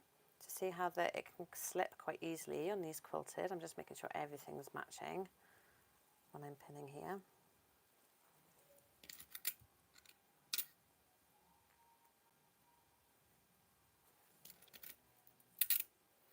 And then just a couple more pins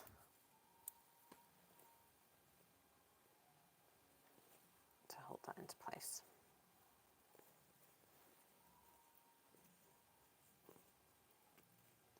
This is probably one of the more challenging seams, just because you're fitting, whenever you're fitting kind of two circular shapes together, it can be a little bit more challenging.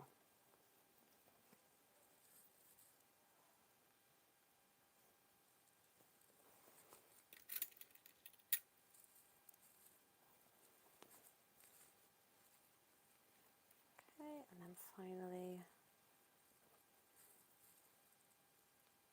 I'll pin here. Great, so I'm just going to pin the one armhole for now and then get this stitched in. I'm going to do the other one at the machine.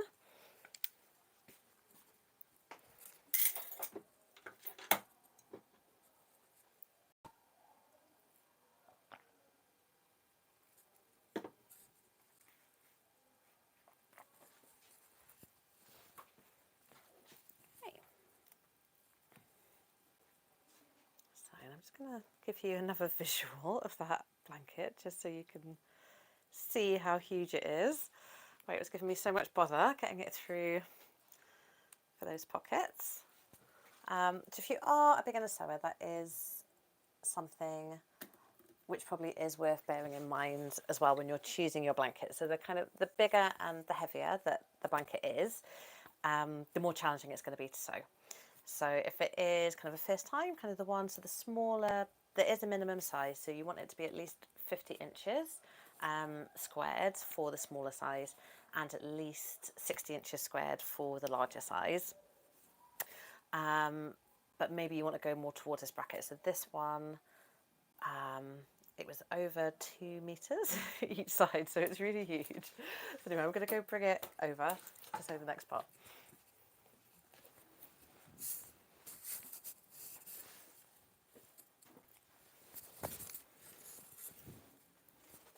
Okay, so just going to sew. So armhole is pins there, so you're ready to go. I'm going to sew. It's always easiest to sew your armholes from inside the arm, so don't try and sew from the coat side with the arm, with the sleeve, sorry, on the bottom. And that goes for kind of any coat. It's always easier to sew from inside. So we're going to sew from inside the sleeve with the part that's the coat on the bottom. And I'm going to start sewing from the bottom, so from that seam at the bottom there. Okay, so again, let's see. I'm going to just get this under the machine first of all, and then we'll see what is visible on the camera. And I think I might move you up to here to watch me sew it.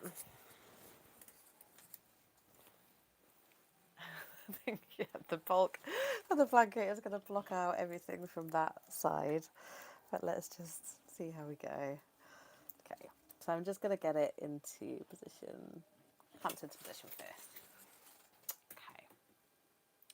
Yeah, okay, so I'm going to bring you over the top here.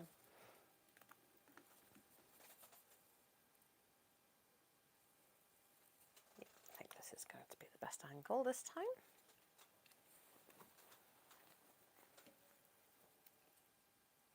Yeah.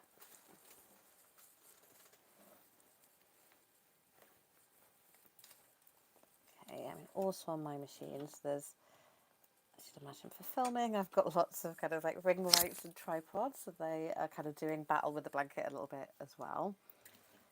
Okay, and it's a 1 centimetre seam allowance. Yeah.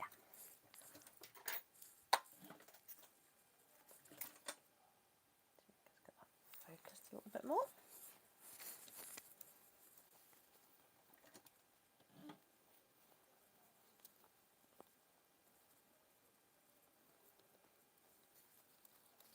Okay, I just want to make sure I'm really catching that binding in. That's really important coming around this side here.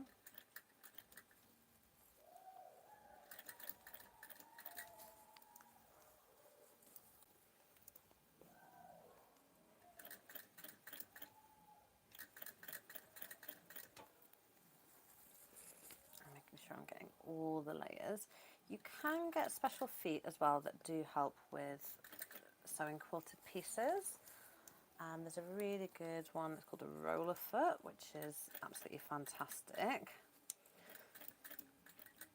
So if you are going to be sewing a lot of kind of bulky or quilted things, it is worth getting one of those. I did have one, but I sewed a kind of huge puffer coat, and it did last till the end of the project, but then it kind of gave up the ghost. So unfortunately, I didn't have that one for today.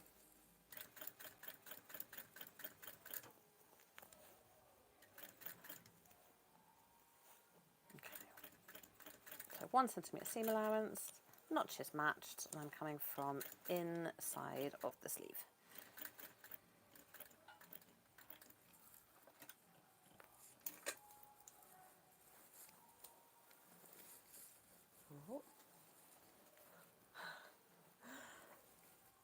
Okay, just make sure you can still see what I'm doing there.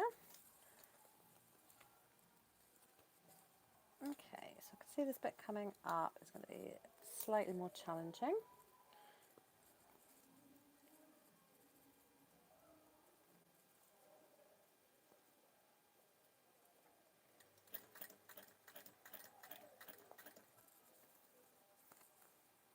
Okay, I think what I'm actually going to do on the other side, so you can see what's kind of happening. There's, because we've got all those layers, it's a little bit challenging just to get everything lying flat.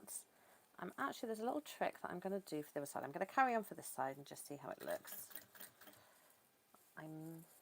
Nope.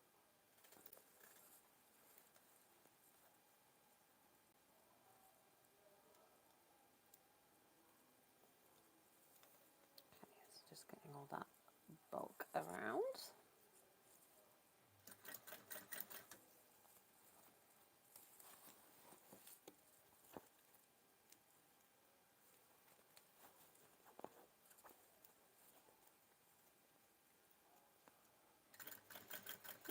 going to sew this bit. I'm just going to get this one in. I think I'm actually going to, I might end up redoing the sleeve, but there's a little trick that you can do just to make it a little bit easier, which I'm going to do for the second sleeve.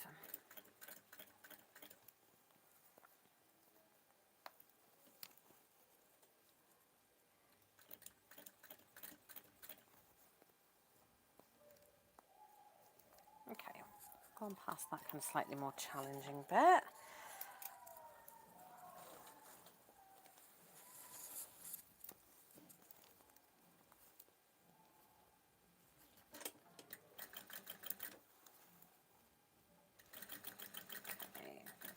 Down there.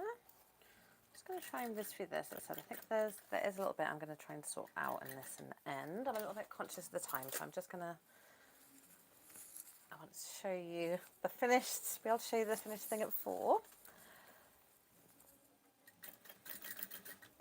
Okay, so let's come just down the easier straight part.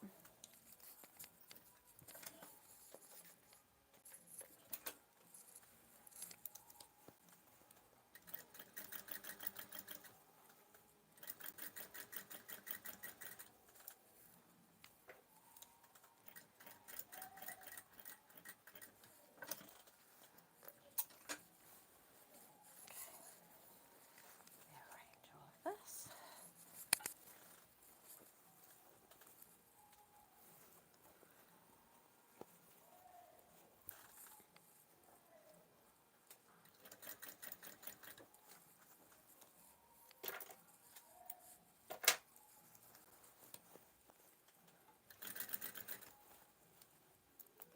Okay, and then up back to the point where we started.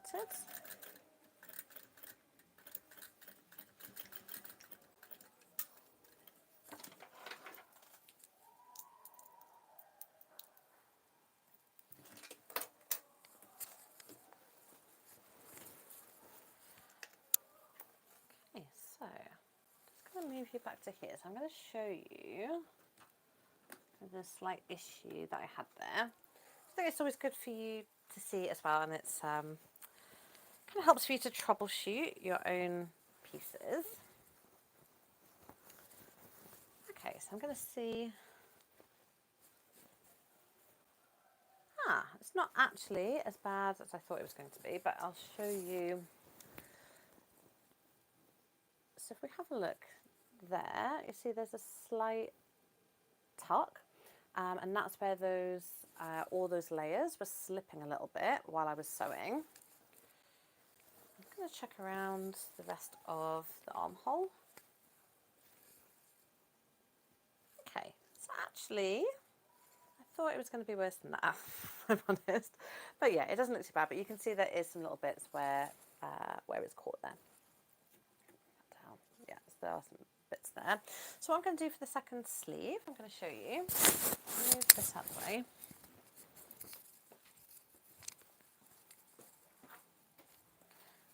So for my second sleeve, what I'm going to do is I'm actually going to put a stitch onto the sleeve head first, just to hold the layers together. I feel like the layers of the armhole weren't giving me too much bother, but especially on that one I just sewed, it was this bit at the top where it can come free. So I'm going to do just a little stitch around that top bit there. Sew and show. Turn the sleeve inside out for this, because I'm going to come around from the inside. And I don't want this stitch to be visible in the end on my coat. So I'm going to sew it just at 0.5 centimetres. I'm going to do a really big stitch as well. I'm going to take it right the way up to 5, because it's not going to be visible. It's just going to help us sew that around.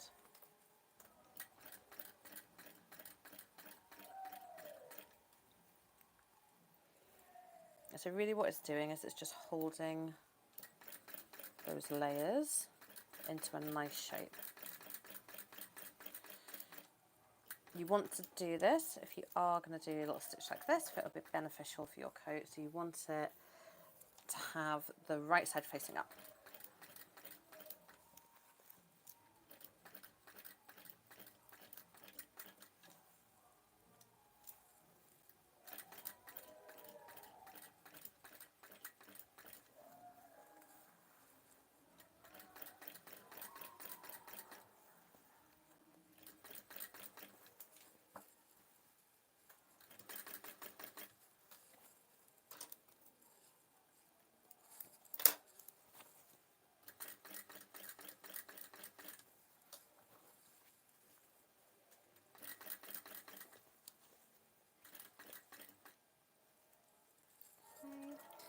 just making sure that it's working. So basically I just don't want it to be pulling with the original lines of the quilting on the coat. That's what I'm trying to avoid.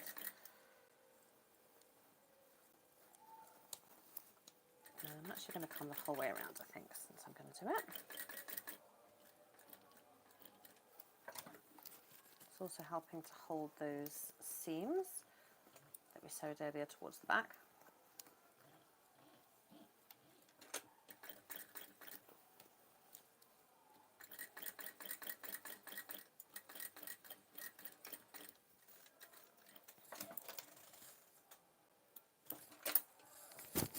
Okay, turn my sleeve the right way around again. So I'll just show you that stitch that I've just done. So, see, just right onto the edge there. So that's just going to stop that kind of puckering when we sew it on. So I'm going to get my coat back and pin this one in.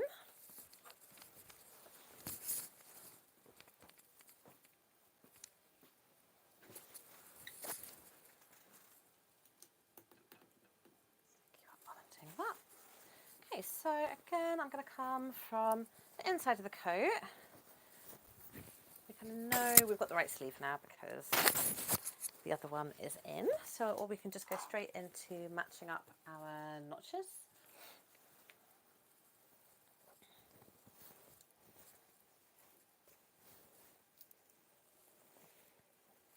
I'm going to start at the top like before.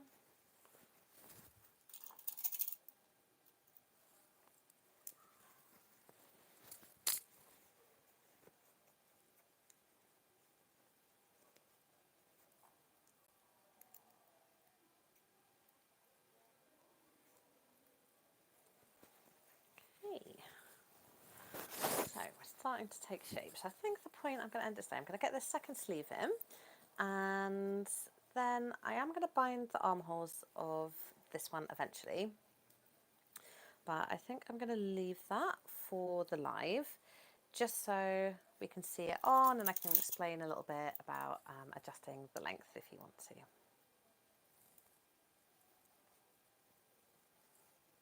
Okay, yes, I can see already that's going to fit in. So that little stitch that I just did is going to really help us with that curve there.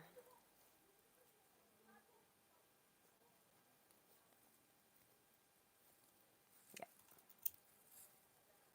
Also, I am going to go back and so on the other side, I will go back and just adjust that little bit at the top of the sleeve, I think.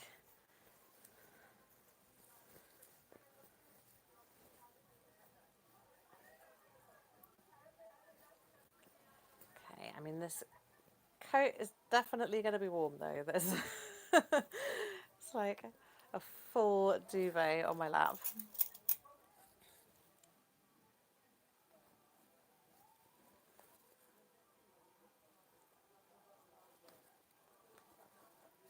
Okay, and I'm just getting this pin. So again, I'm pinning from inside the sleeve, so always from inside the armhole.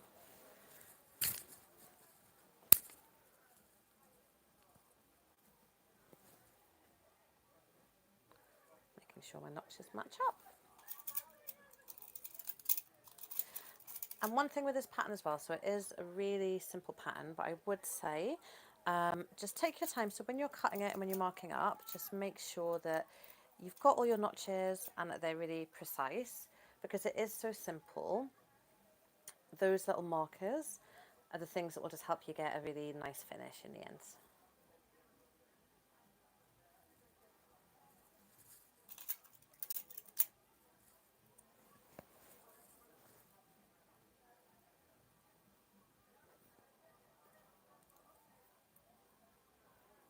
Okay, it's the last of my pins in there.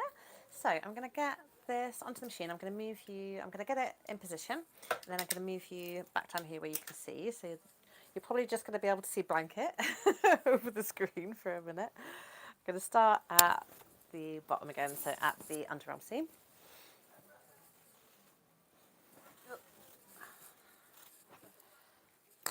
God, it is weighty.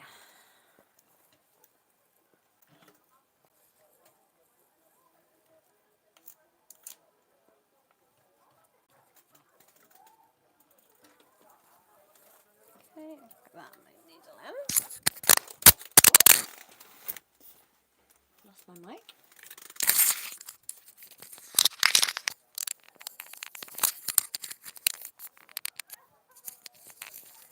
Back on. Okay, cool. So I'm going to bring you across to the machine.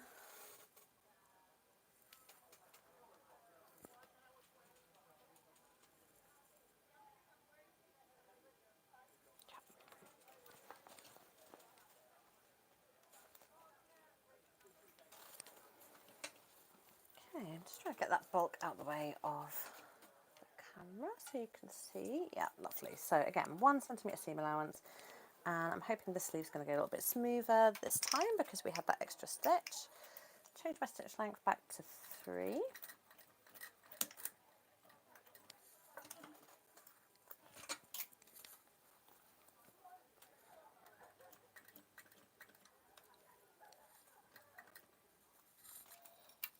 Oh, thread has snapped. Okay, let's get that thread back in. So if you've been watching from the beginning, you'll see this thread has been really pesky. So one thing I would say, this was just the yellow that I had in my studio, but if you are looking for a thread recommendation, I would always recommend Gutermann. So Gutermann Sew Wool is a really great thread, and it behaves, especially if you're working with quite thick fabrics where they can be a little bit troublesome. Having a really nice strong thread is going to help you.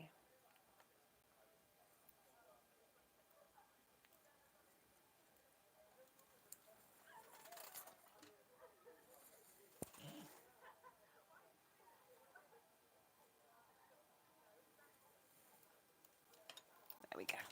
Back in action.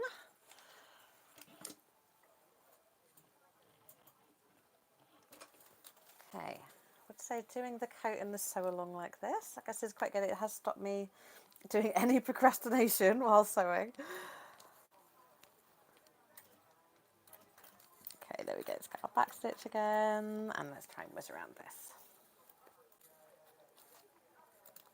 I'm just checking I'm getting all the layers.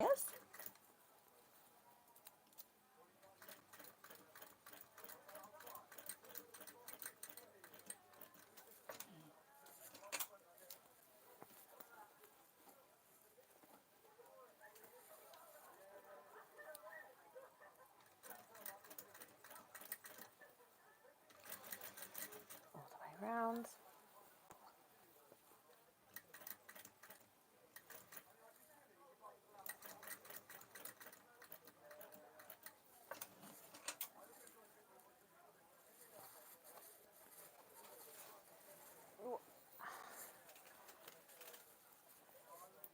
Okay, getting rid of all that bulk. Okay, so we're now coming up to that trickier part, up around the sleeve heads. So let's see how that extra little stitch helps for this.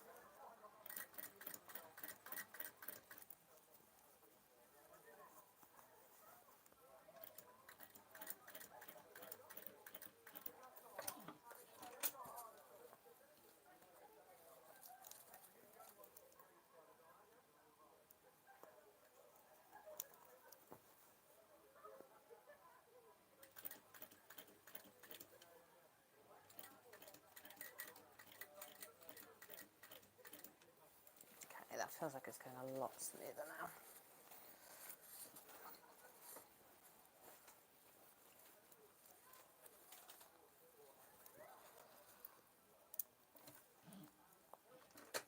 Okay, turn all around the top. And take that off and just make sure everything's lying really nice and flat under there.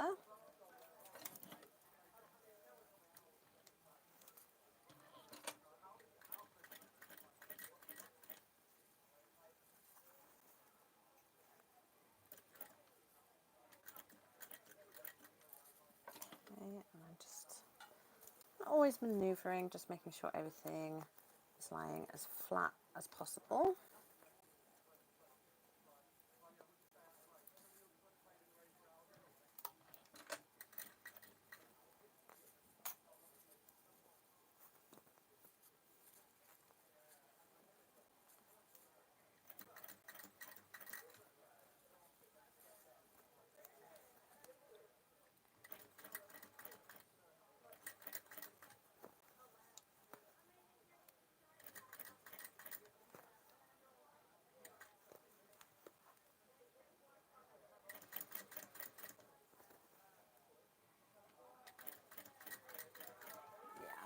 seems a lot better. So that stitch is just keeping those layers together. Oh. Maneuver around.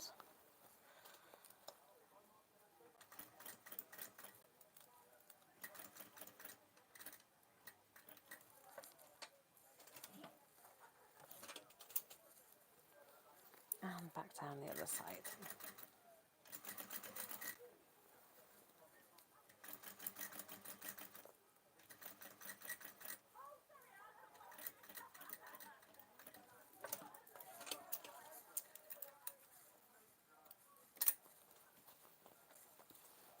Okay, then very last bit, and I think this is the last bit of sewing I'm going to go do today.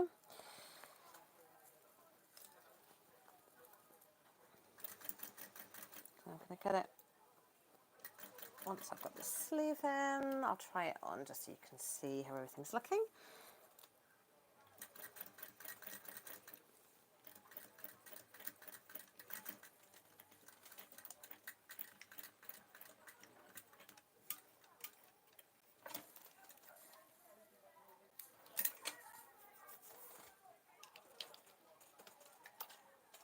Okay, cool, so sleeve is in. Let me just put you up here. Okay, so let's see how that's looking with the extra stitch. Ah yes, so much better. So I'll just show you that from the front there. So yeah, you can just see that part where it was kind of catching before is just all sitting really nice and flush now. Okay, so with the sleeves, the next thing to do would be to finish the seams. Sorry, it's a little drink of tea. So that would be, as before, you can do that either with an overlocker or with a zigzag stitch on your regular sewing machine. Or for me, I'm going to be using my binding again to finish these. I'm a little bit conscious just with time and also my phone battery just staying alive. So what I'm going to do, there's also a little bit on that first sleeve that I sewn that I want to go back and perfect a little bit. But I think it's at a point now where I can kind of try it on and just kind of show you the finished result, and we can have a little look at the length and I can just discuss some of those options with you before we finish up for the day. So let me just get this over to the table, and I'm going to get the camera set up over there just so you can see a full body shot.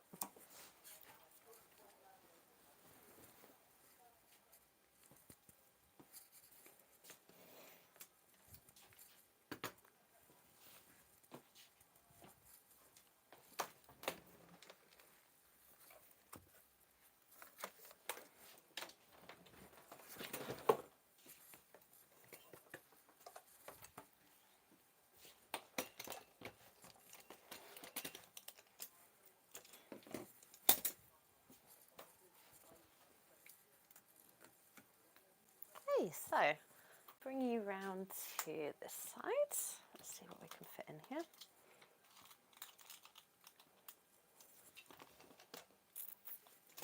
Okay, let's just see the new pattern I'm working on in the background.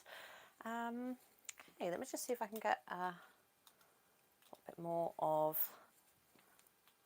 a full body shot. Okay, I think that might be the best we can manage for today. I will post some pictures of the finished piece onto my Instagram. Okay, so see there's a little bit still left to do. So I'll just show you those sleeves. So so we've got the one side here, so that was the first side that I sewed. I am going to go back in and fix that a little bit. I'm also going to add binding to the armholes. But the basic shape is here, enough to show you, give you an idea of how this will look in a quilted style.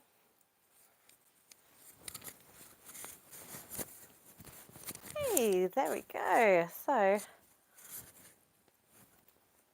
put that down. So as I said, I added a little bit of extra to the sleeves. So I quite like a cropped sleeve, but for this one, it's going to be enough so that I can add that turn back cuff. I did decide to have the pockets on the reverse side, so they've got the yellow popping out there, which goes in with the collar, which I think is really cute. And let's come around to this side here. Yes, let's turn those cuffs up. Okay, let's see if I can just maneuver that around a little. Such a big blanket, it's hard to get the whole thing in.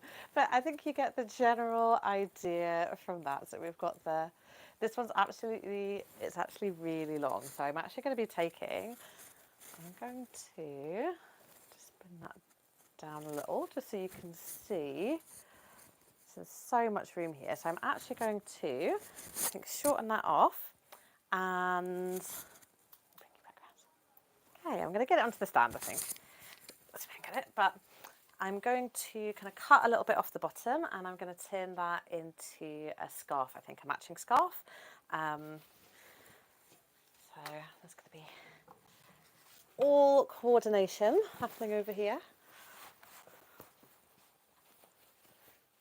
Okay, so I'm going to get it onto the stand. I think it'll be a little bit easier then to show you. Okay, so we turn it around.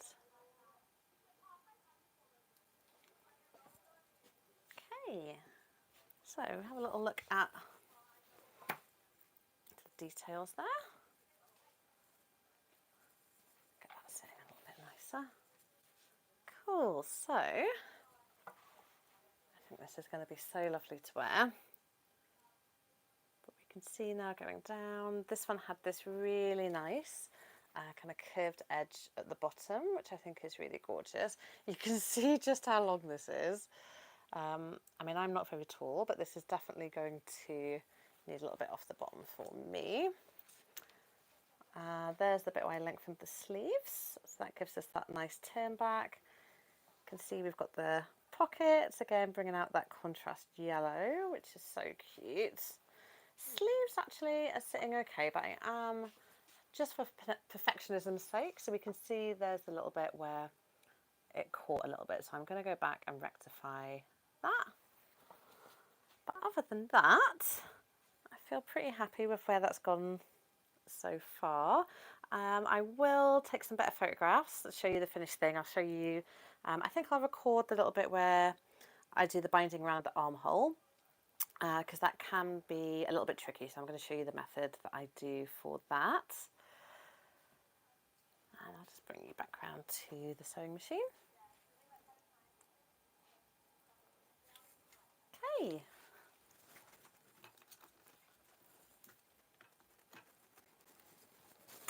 Great, so that is where I'm going to leave it for today. So thank you so much for joining me.